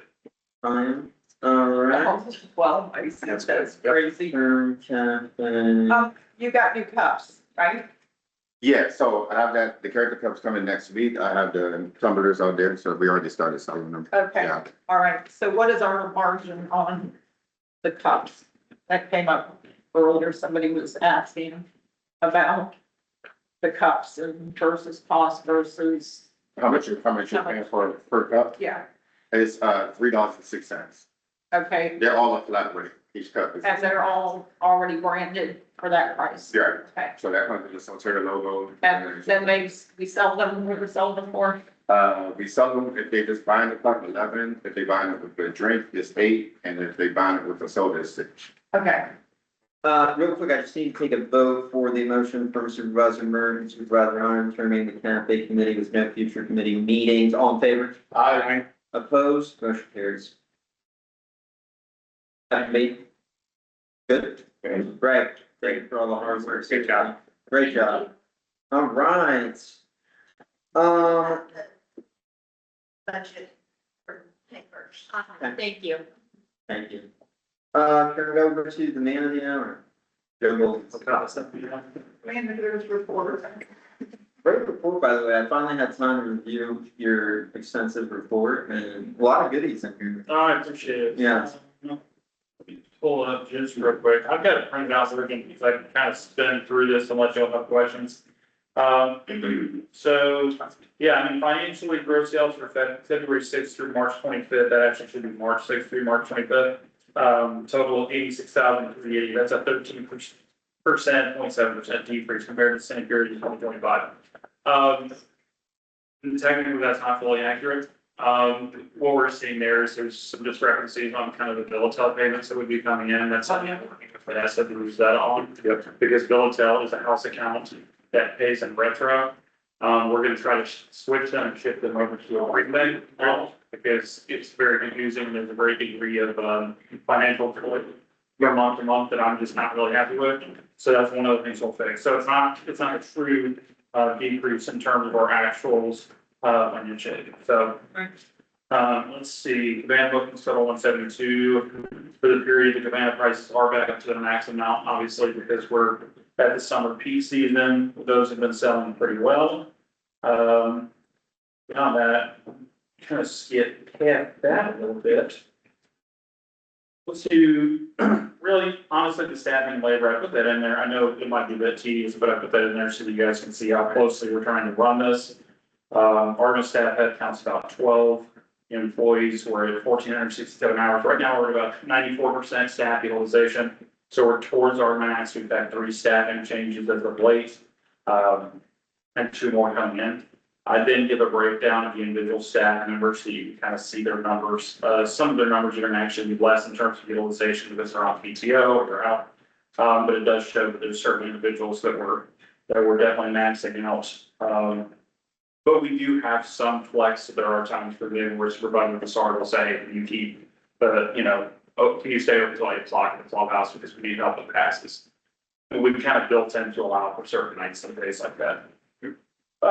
So basically a full breakdown in terms of the maintenance projects. This just kind of goes back to where we were, what I'm going to do best, just let me know. The concrete bench pads, council got us back the contract there. Everybody signed everything. They'll be out here to walk it April 10th and then install will be on the 14th. They want to install the very next day. That's a Saturday. I don't want to do that. So we're going to do Tuesday. So they'll come out, they'll get the bench pads, they'll get the, all the benches bolted down as they should be. We got 3 benches in the playground. Yeah, that's all that. So we have benches everywhere. We have more benches than we know what to do with. And we've got, labor refurbishing, obviously there's a shift there. The playground, obviously, and obviously thanks to district manager on that, we're kind of organizing that. Playground has come down all the equipment. It's been taken off site. It's a lot bigger looking area. It looks so much bigger. It's huge. So. Yeah, I'm so excited about that. There's a ton to do there. Obviously, you guys have already looked at the volleyball proposals. Networking via crossover, so that's what we're still, we're getting the two to play better together, as it relates to, some of the on-site types of infrastructure. I will say, we did get the statewide integration completed, that's your captive forward. So obviously, for anybody that sees the guest, Wi-Fi, you've seen that you need to register an account, you can opt in or you can opt out. So far, we're currently at, and this is not including, because I've basically parsed out anybody that did not opt into SMS or into your emails. I've just not included them entirely, because we don't want to cross a threshold there. So in terms of valid email accounts that we can actually interact with, we're just shy of 1,000 that we've collected so far. I'm working with Artemis Communications, a little bit with Chris from Solterra, HOA, because what we're trying to do is obviously create an email that goes out where it basically says, hey, tell us how we're doing, we'd love to get that 5-star review. If it's under 5 stars, obviously 3-star and below, we want to kind of pick back to us and say, hey, how can we kind of save this interaction instead of it immediately going over to Google and giving us that, poor review. What's great is that we managed to finally hit the 4.3 mark on Google reviews. So to date, we've gone up exactly half a point, which doesn't sound like a lot, but it's a lot in Google reviews. It's arduous, but we got there. So yeah, we'll flag on that. That's great. If anybody votes the opposite direction, now we're going back to 4.2. So please don't. Which is amazing because we started at where? You got 3.8, 3.9, you got 3.8. So from a 3.8, we've gone to a 4.3. Yeah. In 7 months, 8 months. Yeah. That's amazing. Well, I mean, everybody's doing a good job, staff doing a great job, staff engagement's really good in terms of, going out and actually getting those reviews. I think we can do better because again, a lot of this stuff has been priming us to where we're kind of currently at. Once we get the magnets out for the restaurant and cafe, once we start, getting everything out and the SOPs established for all the staff report, and I think obviously we're going to start seeing flooding a bit faster. The most recent one is a 3 out of 5. We love the house and the resort, but I'm taking stars away due to the layout of the resort and not having a basketball court. You guys should bring the entrance up a little bit. It's definitely a safety hazard. You can't even turn in to check into the pool area. I hope to see them add on in the future. They definitely need it. The water slide was fun for the kids and the lazy river. It would be cool to see that bigger. So, Our house wasn't the cleanest, but that's not on them. Thanks for a fun week. yeah, so again, all valuable, again, Yeah. a lot of stuff we've heard before. You guys are doing a lot of this expansion, so I don't think it's, we don't grain salt review, we definitely take them into account. So aside from that, I would say network infrastructure is essentially done. We're good on that.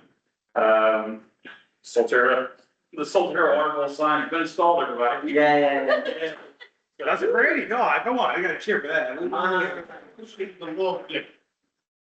What? I wish it was a little thicker and a little more pronounced. Like in the rendering, it looks like the S is bigger above, almost full on the floor. But I just wish it was a little bigger because I think it's kind of tough. People get this in front of it, that actually stick out. Looks Yeah. a lot I got one for now, so I'm happy. Yeah. Well, the rendering does make it look like it consumed that whole space, which it really does not. So I do have an open dialogue right now with the manufacturer and basically saying, hey, the rendering did make it appear as though it was full top to bottom, the tier full left to right. It's several font sizes smaller in real life, but that's okay. Yeah, it's okay. It's visible. Realistically, what we've asked them to do is to work with us. Maybe do something just at essentially labor costs if they're willing to bump us up in size a little bit. And if so, we can swap it. That one will be at the right side, then we can keep that and move to somewhere else. Nice. Yeah. We'll see. They may say, hey, the dimensions of, that's great. It's just make a difference. High volume, you can 2 versus 100 inches, I can't, whatever. So, but we'll work on that. Obviously, it's kind of a, little bit of a quieter trumpet, but it's not bad. Some people like it. I think the only people that are maybe gonna have it are in this room. I think everyone out there is. Yeah, I mean, I guess like it. I mean, they're taking pictures in front of it, which again, helps us out. I mean, it's so much better than it was. It's such an improvement, but it's a little overwhelming when you look at what the original rendering was. It's a great solution for us. But I mean, it's still good. Well, it is, man. Aside from that, everybody get the new newsletter. With the new iteration of the new I have it. letter, should come through to I don't your. think so. When did it come out? It was in the first, so it was the first about 9 a.m. Basically, this goes through your constant contact account, which you Yeah. but everybody had said that they wanted something a bit more mobile friendly, front steps is not, they don't play well in terms of that, so. The reviews so far have been that they really like it. Letter of understanding. Yeah. Yeah, I got it. As long as it looks okay, I mean, just. Coming soon in the playground. Yeah, so just provide me with any feedback that you have as you see it throughout the weeks, whatever. We just want to make sure, you know, that was one of the big things coming over and kind of transition. No, it looks good. Wanted something cleaner, like prettier, more nothing, so, yeah, there we go. Other than that, guys, the only other thing I have is just, you know, the operational priorities have not changed. We're gonna continue to do and focus on peak season readiness, budget season coming up. I'm already working with districts, kind of talking about where we're at in terms of what we're hitting, both on this side as well as the maintenance contract side. We're close. We're pretty much exactly where we need to be, and under in some areas, which is good. And then aside from that, we're just gonna continue to work on, to support Cafe Soul and their marketing. And then also work on kind of building out the website and brochure. So otherwise, that's, yeah, unless you have questions. It's fantastic. Very good. Fantastic update. Thank you for your help. We've come a long ways Sure then. in a short period of time. It's exciting. Great. All right, let's jump in your district engineer. I'm not gonna review his general updates, just looking at the task 10 and 11 on your agenda for the speed hump proposals. So, both of these have been reviewed by Greg. The actual scope has been set actually from one of my other district engineers and that worked with us in our community in Polk County. So I do know that it is within the proper requirements. You have two proposals. I have not worked with DMI yet, but they seem very promising. They've been bidding on a couple of my projects. I currently am in the process of completing my second speed hump project with the Hall Company. Really good team, very good quality. It's an asphalt speed hump, and it will definitely stop people from speeding. If you hit it at 15, you're gonna feel it in your car. And their turnaround is usually like 3 weeks for them to have all of these built down and striped. But obviously, whatever vendor that you were to choose to award, we would work with them on, you know, certain deadlines and expectations. So all proposals, that's still 23 because speed bump installation, it doesn't specify the. It is a speed hump, yeah. If It's you, got the dimensions in it. correct. Yeah, I thought that proposal was much more comprehensive because it goes into the markings on the road. Yep, And everything. they've been working with us, that's why. And the prices for. And they were favorable, yes. They got the map with the location, so, I mean, looking at this, I feel like, I would like to make a motion to approve the, quote for Hall for the speed bumps. Let me go back up to the top and look. The quote number, if there is one on here, for 20,500, as Bobby said, I don't see a quote number on it, but it's speed bump installation and paint proposal by Hall Company. Yes, so I have a motion from Supervisor Hyam. Real quick, can we chat about this? Are these the same ones that we have now, or are these ones way bigger? So, So this is the only one that we legally can use inside Solterra. so they're 48 inches deep, Okay, 3 inches tall, So like ones- 22 feet wide, so like the they're ones we have now. consistent with the ones that we have now. oh, good, yeah, that was, you can continue with All your right, so the recommendation. speed bump will follow a gradual transition from 0 to 3 inches at the highest point. Is Hall gonna take care of pulling permits that are necessary? It does say that there's an additional permit fee of $495, not Okay. included. Great. We just ran this exercise in full and Kissimmee, there were no permits required, so if permits are needed, we would have to look at that pricing, but I don't. So, can we, that Debbie's on board with that, amend her motion now to exceed 21,000 in case there. Okay, yeah, I'm good with that. All right.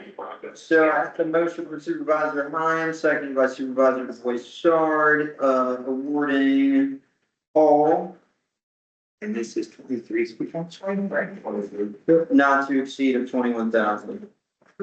And these were all with district engineer, the property and land, that I think they can legally fix them, so.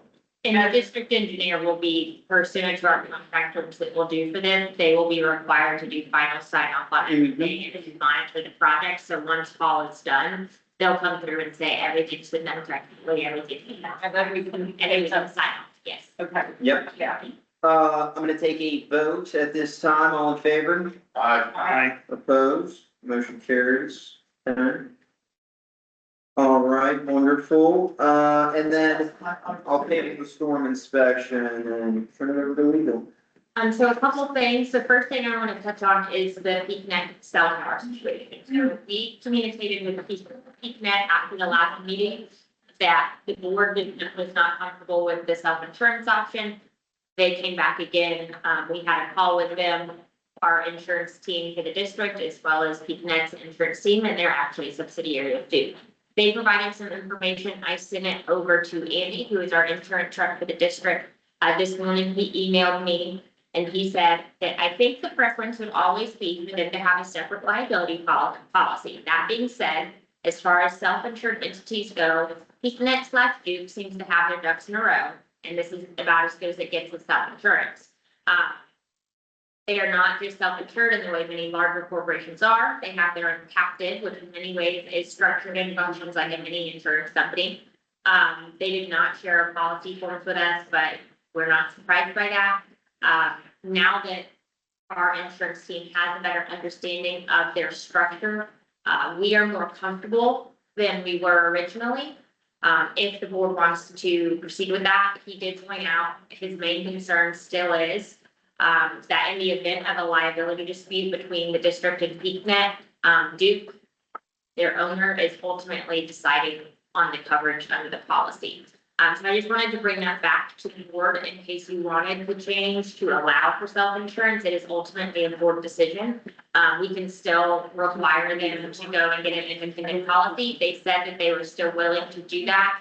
If it does become something that is a true contractual dispute that we can't agree on, Meredith and I have brainstormed some about potentially living in the HOA, to be the contractor with PeakNet, and then we could do a license agreement on the property for that area.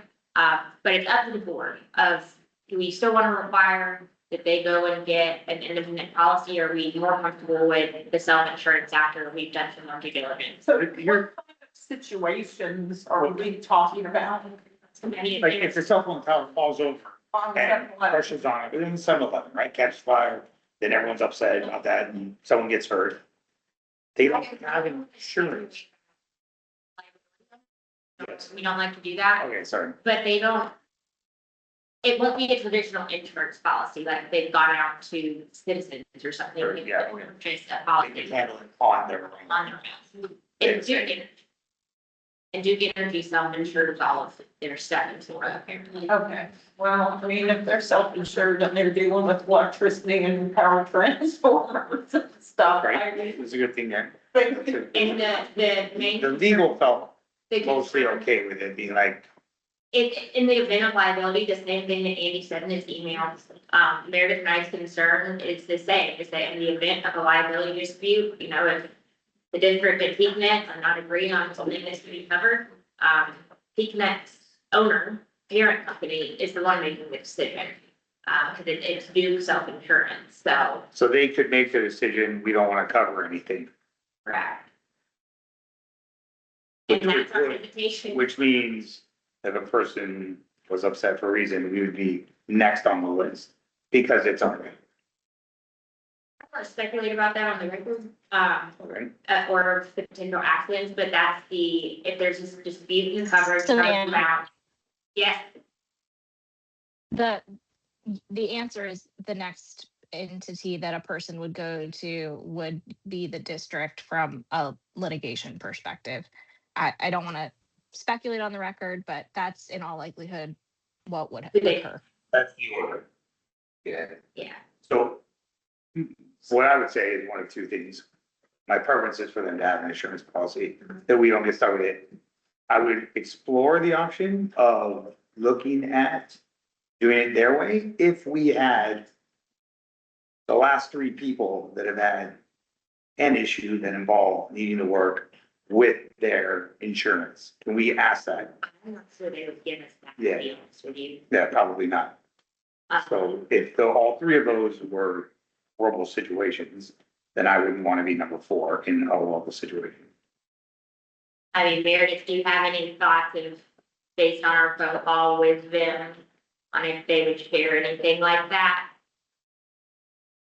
We could certainly ask them. I have no, you know, gut instinct one way or the other, whether or not they'd provide even just high level information to us.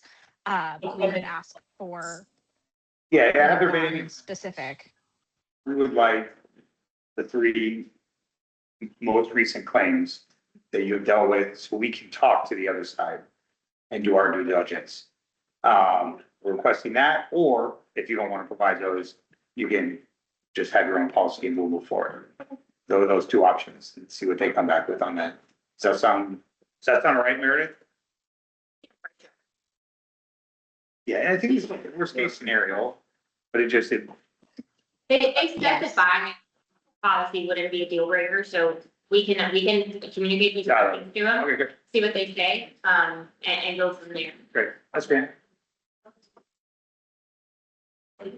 Okay, so otherwise, other than that, legislative session did wrap up a few weeks ago on Friday, March 13th. Quite a few things went through this time that are impacting CDDs. Probably the 2 biggest ones that could potentially have impacts here. The first is the CDD recall election bill. The legislature has adopted a recall procedure for supervisors of CDD boards that are elected by qualified electors. So Supervisor, I think you are the final person in a landowner seat, but once that seat turns over to a qualified elector seat. The way this process works, it was heavily mirrored after the recall procedures that are in place for municipalities and charter counties across the state.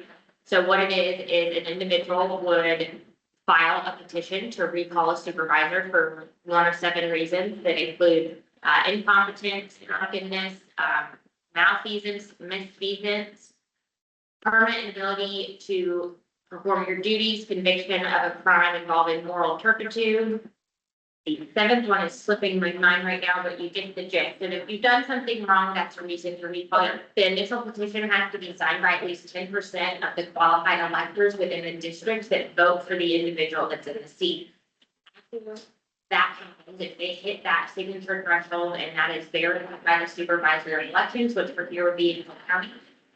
That petition is then served on a supervisor that could be potentially recalled. They do have a chance to file a defensive statement. After they do that, the petition is then recirculated to get 15% of qualified electors. If they hit that second signature threshold, a recall election will occur. On that ballot, there'll be 2 options. One is this person gets to keep the seat, or 2, this person is removed from their seat. Depending on the outcome of that election, depends on if that seat becomes vacant or not. In the event it becomes vacant, that seat is appointed just like a normal vacancy. So if one of you resign, people could apply that seat. There wouldn't be any kind of special election. That was contemplated in the previous version of the bill, but we'll see how that works out. Additionally, only individuals that have served 1/4 of their term are eligible. And each time you're reelected to your seat, so if you run for your same seat again, that time clock actually resets every single term that you serve. That comes into effect if it's signed, and I expect it to be signed on July 1st of this year. We have some districts that I suspect it will take off. It's evil, right? So we'll keep everybody updated. I'm interested to see how it works. It'll be a pretty lengthy process if you actually go through it, probably, You're close to 6 months. Yeah. The problem is, you can't, you got like 2% of people that show up now, you gotta get 5 Right. there's no way. So we'll see how it shakes out across the Alright, yeah. state, but previously, the only way to remove a CDD supervisor was going to the governor. So that, we'll see how it works, but this was the single bill this session that had unanimous support from both sides. There was never any debate against it. There was never a vote against it. It passed with full support of both parties in every, committee meeting and when it was on the floor. So that's pretty unique, especially in today's day and age. The other big one to keep in mind is this year we had probably the biggest sovereign immunity reform we've had in any time. So historically, you know, when the district, if the district was sued or a local government was sued, there were certain liability limits. Per individual, it was $200,000. Per event, it was $300,000. It was taken up by both the House and the Senate this year. The compromise that ended up being adopted was for individual limits, it's $350,000, and per claim or per incident, it's $500,000.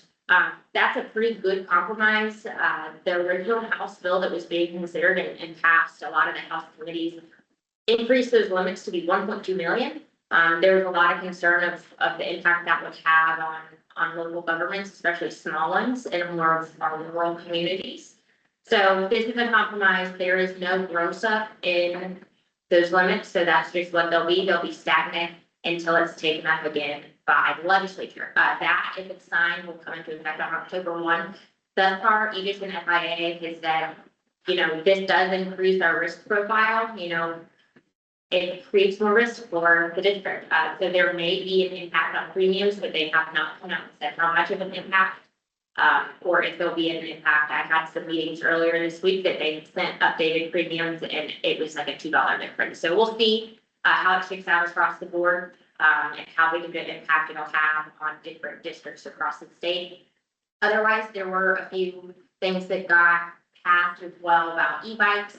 We now have a task force that's looking specifically into e-bikes to make recommendations to the governor and the legislature to take up in the next session, about safety concerns and different operational requirements and restrictions that we could put on e-bikes because there have been so many accidents involving children. So we'll see, nothing really impacted us now besides having operational requirements now on sidewalks or if you're near pedestrians. Is Hannah. So e-bikes made me think of something. So, I know that we can only have low speed vehicles that are registered on the roads. What is the rule about dirt bikes? That is a law enforcement question for roadways, like a traffic enforcement issue. I have to look on to see if they are, how they're monitored that way. Yeah, There's different classes of e-bikes.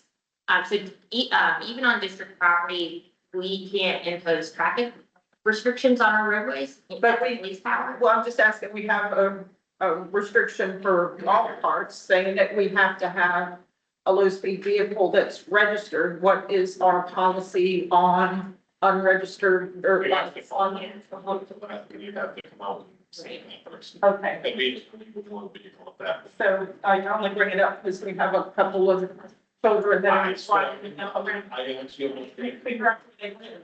They think they're one of born or wild. He was all the way down by Middletown up there. We can look into dirt bikes. Okay. I have another district in Pasco that has a major issue with, especially the miniature dirt bikes. Yeah, there's Really small. miniature gas ones. Yeah. The kids are running road through the street. Joe and I have been trying to figure out where exactly they live so that he can reach out to them, but what is happening is that they're taking them and riding them along the back fence line up against Sunridge Woods, and there's been homeowners yelling at them, so they're creating quite a nuisance. And that's, we can look at your amenity rules too, especially if it's in writing in open space, and I don't recall exactly what some rules about the motor vehicles are in those areas. But we can look into it. Roadways are tough because that is a law enforcement issue. But open spaces, you know, grassy areas, I have districts that just fully prohibit them on grass areas because of the rut issues, especially if it's a sports field. Yeah, they're riding between people's houses. We have other, you know, if the district has a trail or something, we have put in, you know, rules that kind of mimic county ordinances about how fast you can go when you're near pedestrians. You know, we can revise the rules to mimic some of the statutory language that relates to e-bikes, but we'll look into dirt bikes and bring back on you Okay. for that one. So we'll see what this task force comes up with, but like everything, there's an enforcement power issue, of our police across the state is understaffed, so Sure. anyone that's kind of enforcing speed restrictions on e-bikes, has to be the police.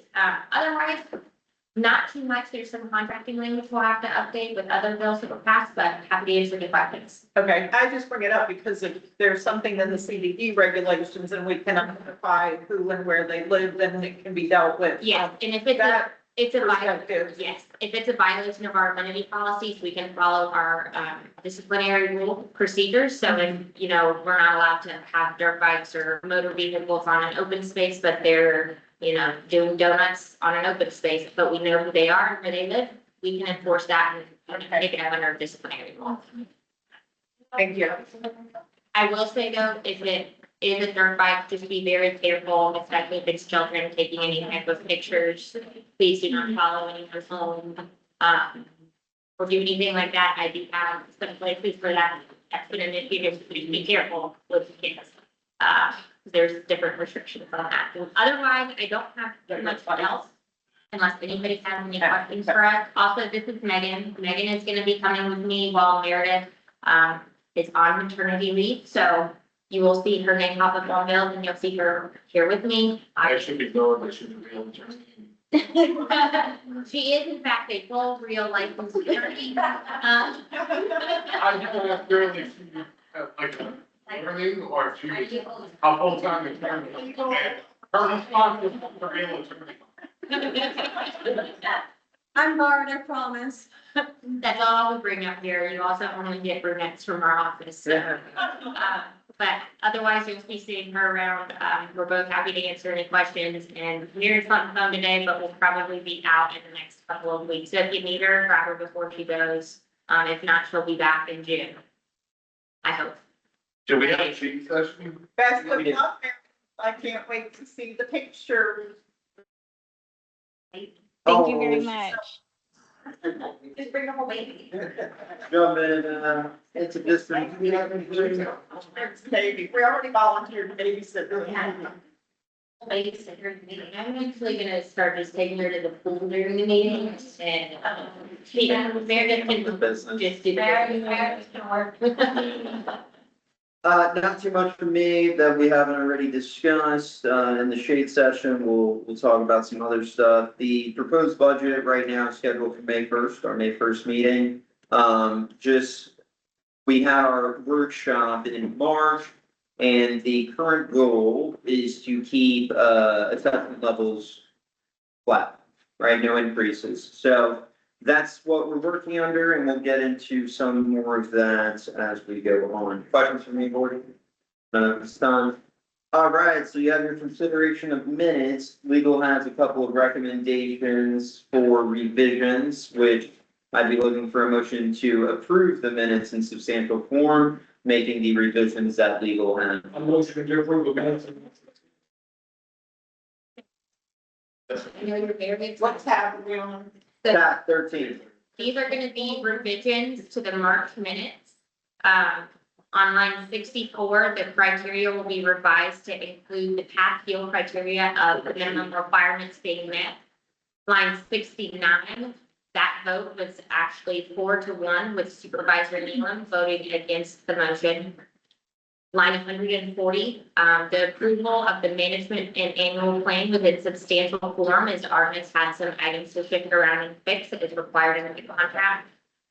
Line 170, the minutes state the motion to approve the quarter service proposal, but that was actually the bench construction proposal, so that will be adjusted. Line 189, was to approve the revised indemnification provision in the PeakNet agreement to request PeakNet provide an insurance policy and not self-insure, just rephrasing that motion. Line 234, the date would be April 3rd instead of February 6th.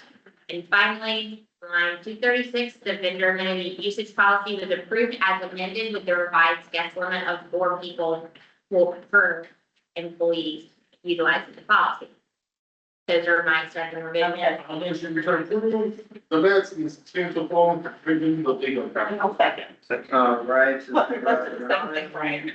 And is that motion for all three sets of minutes? Yes. Okay, all in favor? Aye. Opposed, motion carries. I just gotta, feel free to jump into tab 16 before I get there. That is gonna be your operation and maintenance expenditures. If you have any questions, please let me know.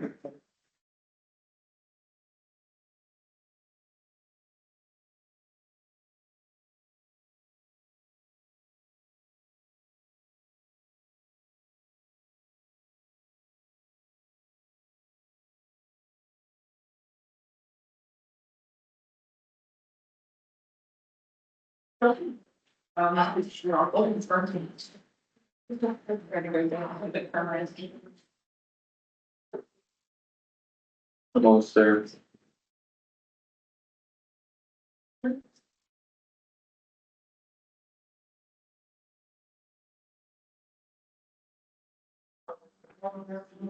Any questions on the operation and maintenance expenditure? I don't think so. All general expenses, nothing alarming. Reviewing October.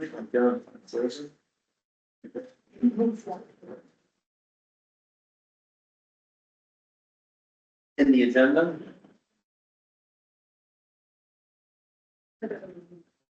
Was not on the agenda. It's in the city. It's vicious. There's table. We spend a lot of money with them. The work with that. January, February.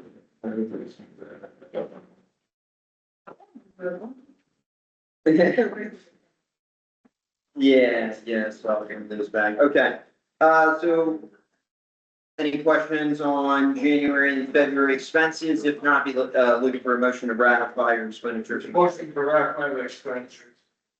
Second. Second from Supervisor Arnold, all in favor? Aye. Opposed? Motion carries. All right, let's see what else we got in this agenda. Items for ratification on tab 17. That was a long time ago, taking down that palm tree. Yeah. It's that table for nine. Because we ran out of time, okay, I'll make a motion, I'll do it on. Can you blanket motion to approve all? Well, we'll go through it. So I'd be looking for a motion to ratify items A and B from the Yellowstone To landscape. Yellowstone. Correct, it was discussed, it's got consideration. Okay, Palm tree and irrigation up there. and seconded from Supervisor Boyd-Zard, all in favor? Aye. Opposed, motion carries. I sent them the picture of that irrigation thing anyway. It was you. No. That was me. All right.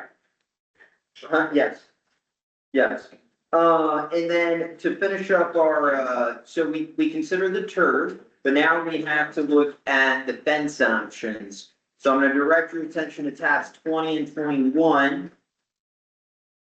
So we had, three vendors. Fence quotes, who are these people? Fence Central? No, never mind. Just forgot we had two. So you have Fence Central first, and I have my notes here, so they had three options, let's see, there are four options, sorry, so options 1 and 2, they were both at 4 feet. The most cost affordable was a residential gate at 4 feet for 13,540. I would recommend we go at least commercial, I think 4 is fine, but at least commercial, which puts you for Fence Central at $16,450, and then you had options of 6 feet, which start at 19,000 and then 21,000 for commercial. I would really like to see the 6 feet, just for the simple fact of the ball and everything that's being played with. That 6 feet will keep it out of the street, keep it safe for everyone, and the 4 feet, you may still have the ball going over and going in traffic and everything. I think the 6 feet will be more of a safer option for the community. So Joe and I kind of talked about this a little bit earlier. Looking at the quotes, all of the quotes from Fence Outlet have 2 gates and then one going out to the sidewalk on the boulevard. I don't want 2 gates there. I want everyone to have to come up and enter Sure. from up here because I think that will minimize people trying to get in after hours when they should have been, but let's compromise and do the 5 foot. So what I'm looking at is option 3 on Fence Outlet. 12,000? It's 438 feet of 5 foot fence, but it's commercial grade. It comes with 2 gates, but if we could amend that to have just 1 gate, It'll be cheaper. it'll be a little bit cheaper. Yep.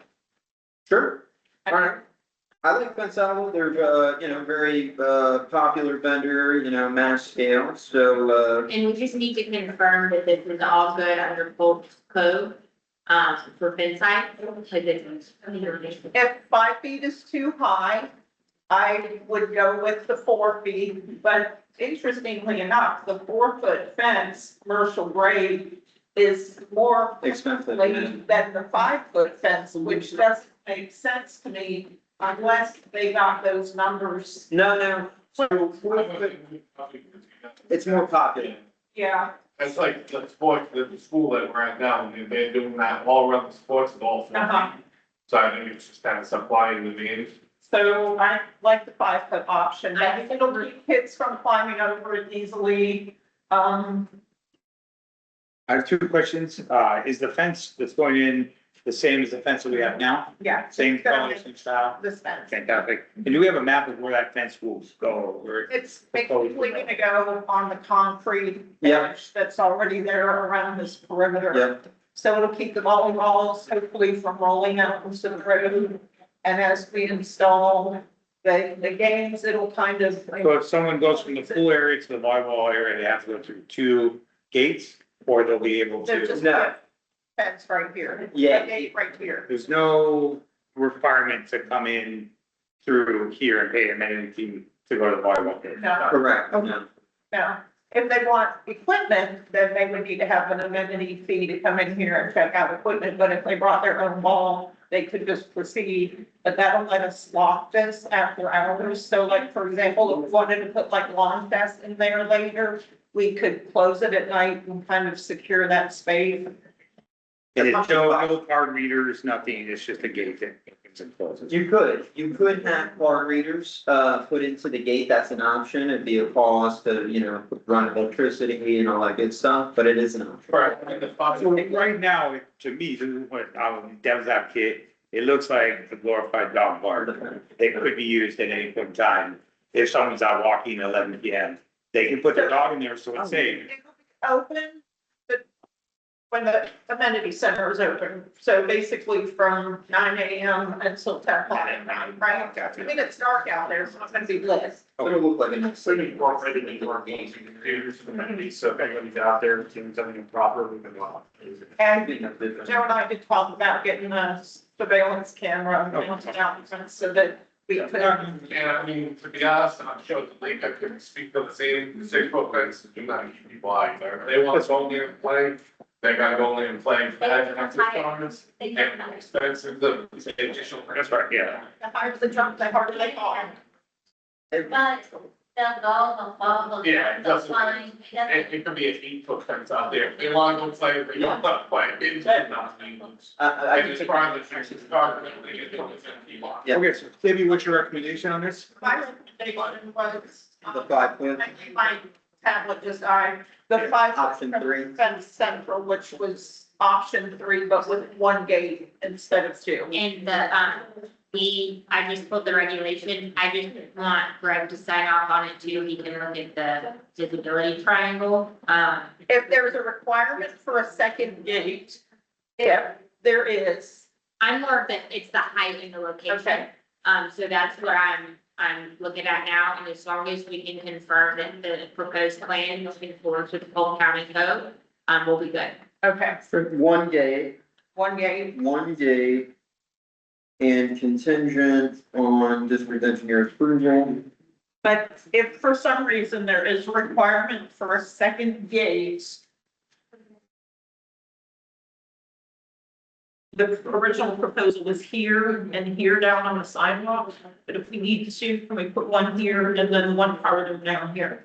If there's some, Whatever you need, if there's some because it's just a choice at that. criteria for it. One.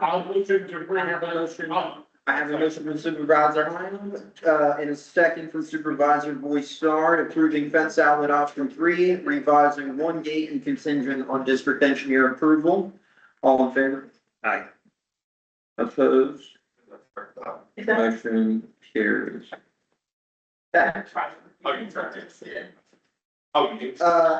Not to exceed of 12,000. All right, and then, at this time, I'm gonna take a motion to open our shade session. I'll motion to open shade. All right. Second, A second. from Supervisor Hyman. All in favor? Aye. Opposed, motion carried. Bear with me, I gotta hop off the record here. Everybody on the call, we will be right back.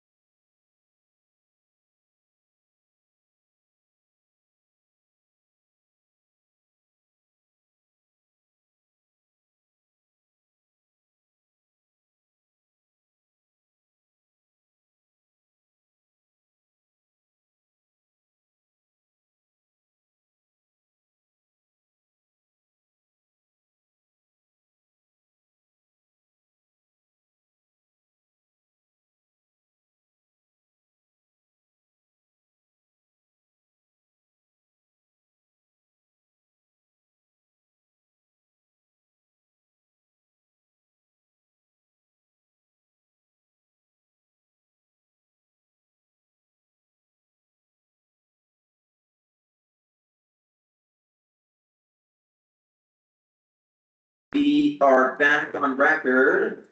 All right, so we have just exited shade. Any supervisor comments before we take a motion to adjourn? Yes, sir. Looking for the famous motion. Motion to adjourn. Motion murdered. And I had a second from Supervisor Hunter. All in favor? Opposed? This meeting is adjourned at 4:41 PM. Thank you, everyone on the call. We will see you next month.